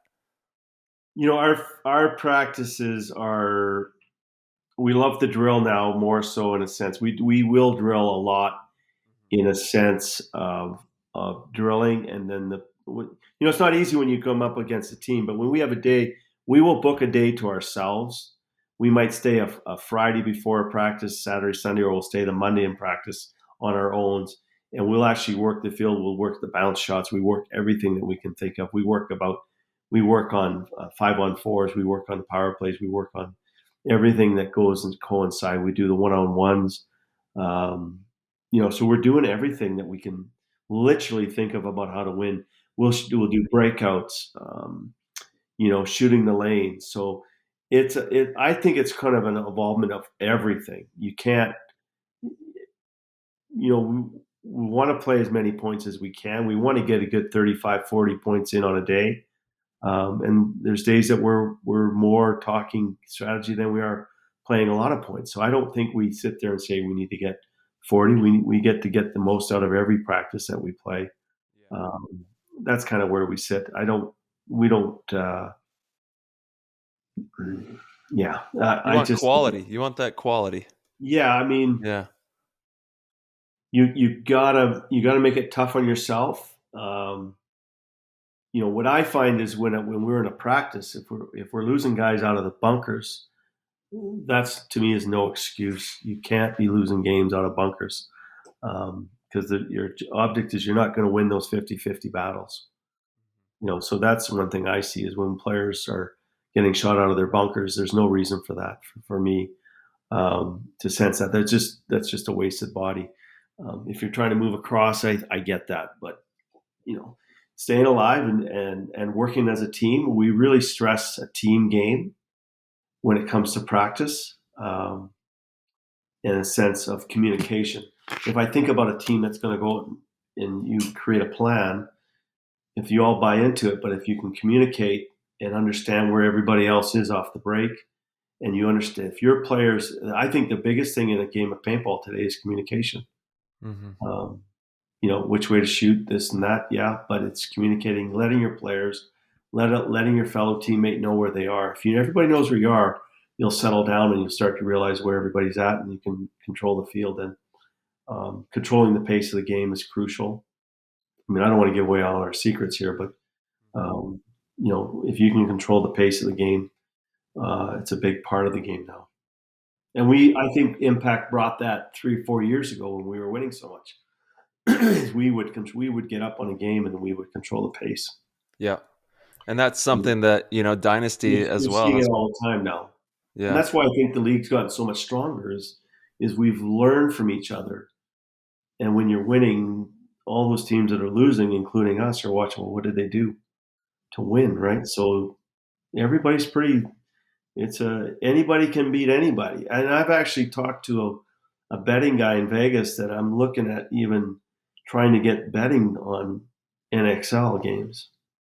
And I'm meeting with someone next month. I think that would be a blast to see the NXL in the betting world in Vegas. Dan, that'd be crazy. That'd be awesome. Well, the key element there, if you think about it, and the question I got asked was, can a bad team beat a good team? Mm-hmm. In our world today in the NXL, I think that happens all the time now. Yeah. So it opens up for betting. Interesting. Very interesting. Yeah. I love that. Again, I mean, I think that's amazing. Again, fantasy sports and betting, gambling on sports, that is a huge catalyst. Can you imagine us being on the betting games in Vegas? That would be tight. That'd be crazy. That'd be tight. So I do have a meeting coming up. I'm excited about that. Oh, hell yeah. Awesome. That's fantastic. Yeah. And Bart, we need to connect as well about, again, fantasy and stats and all that kind of stuff. Yeah. We could bring some excitement to improve the overall show. Essentially, that's what it does, right? Yeah. It's better for the show, more engagement. We can't have Rainey betting on the NXL or we'll have to suspend him or something. Yeah, for sure. He's going to fix games. We just have to, pro players can't go and bet on games. Yeah. That's how it works. What was the NFL player? For the Cardinals, what's his name? Calvin Ridley. Is that who it was? Just got a 2-season suspension for betting $1,500 on another team. Yeah. Yeah. Can't do that. That's rough. Oh my gosh. Rough. Yeah. No. There's also the NBA player, or not NBA, but college. It's college ball, I think it was. Yeah. Who was doing that. Crazy stuff. But Bart, man, you are the man. Thank you so much for joining us. We've been on this for over 2.5 hours, and we can't thank you enough for all of your insights and your laughs and good times and everything that you bring to this paintball game and to the overall, pro circuit and to the world for everybody who loves the sport so much. So thank you, brother. Well, that's awesome, guys. It's great that we're doing this together. Yes, sir. Absolutely. Yeah. Absolutely, Bart. Awesome. Thank you so much for your time. This Shout was out to all the fans out show. there in paintball. It's great. Yeah. Awesome. We do have the best community ever.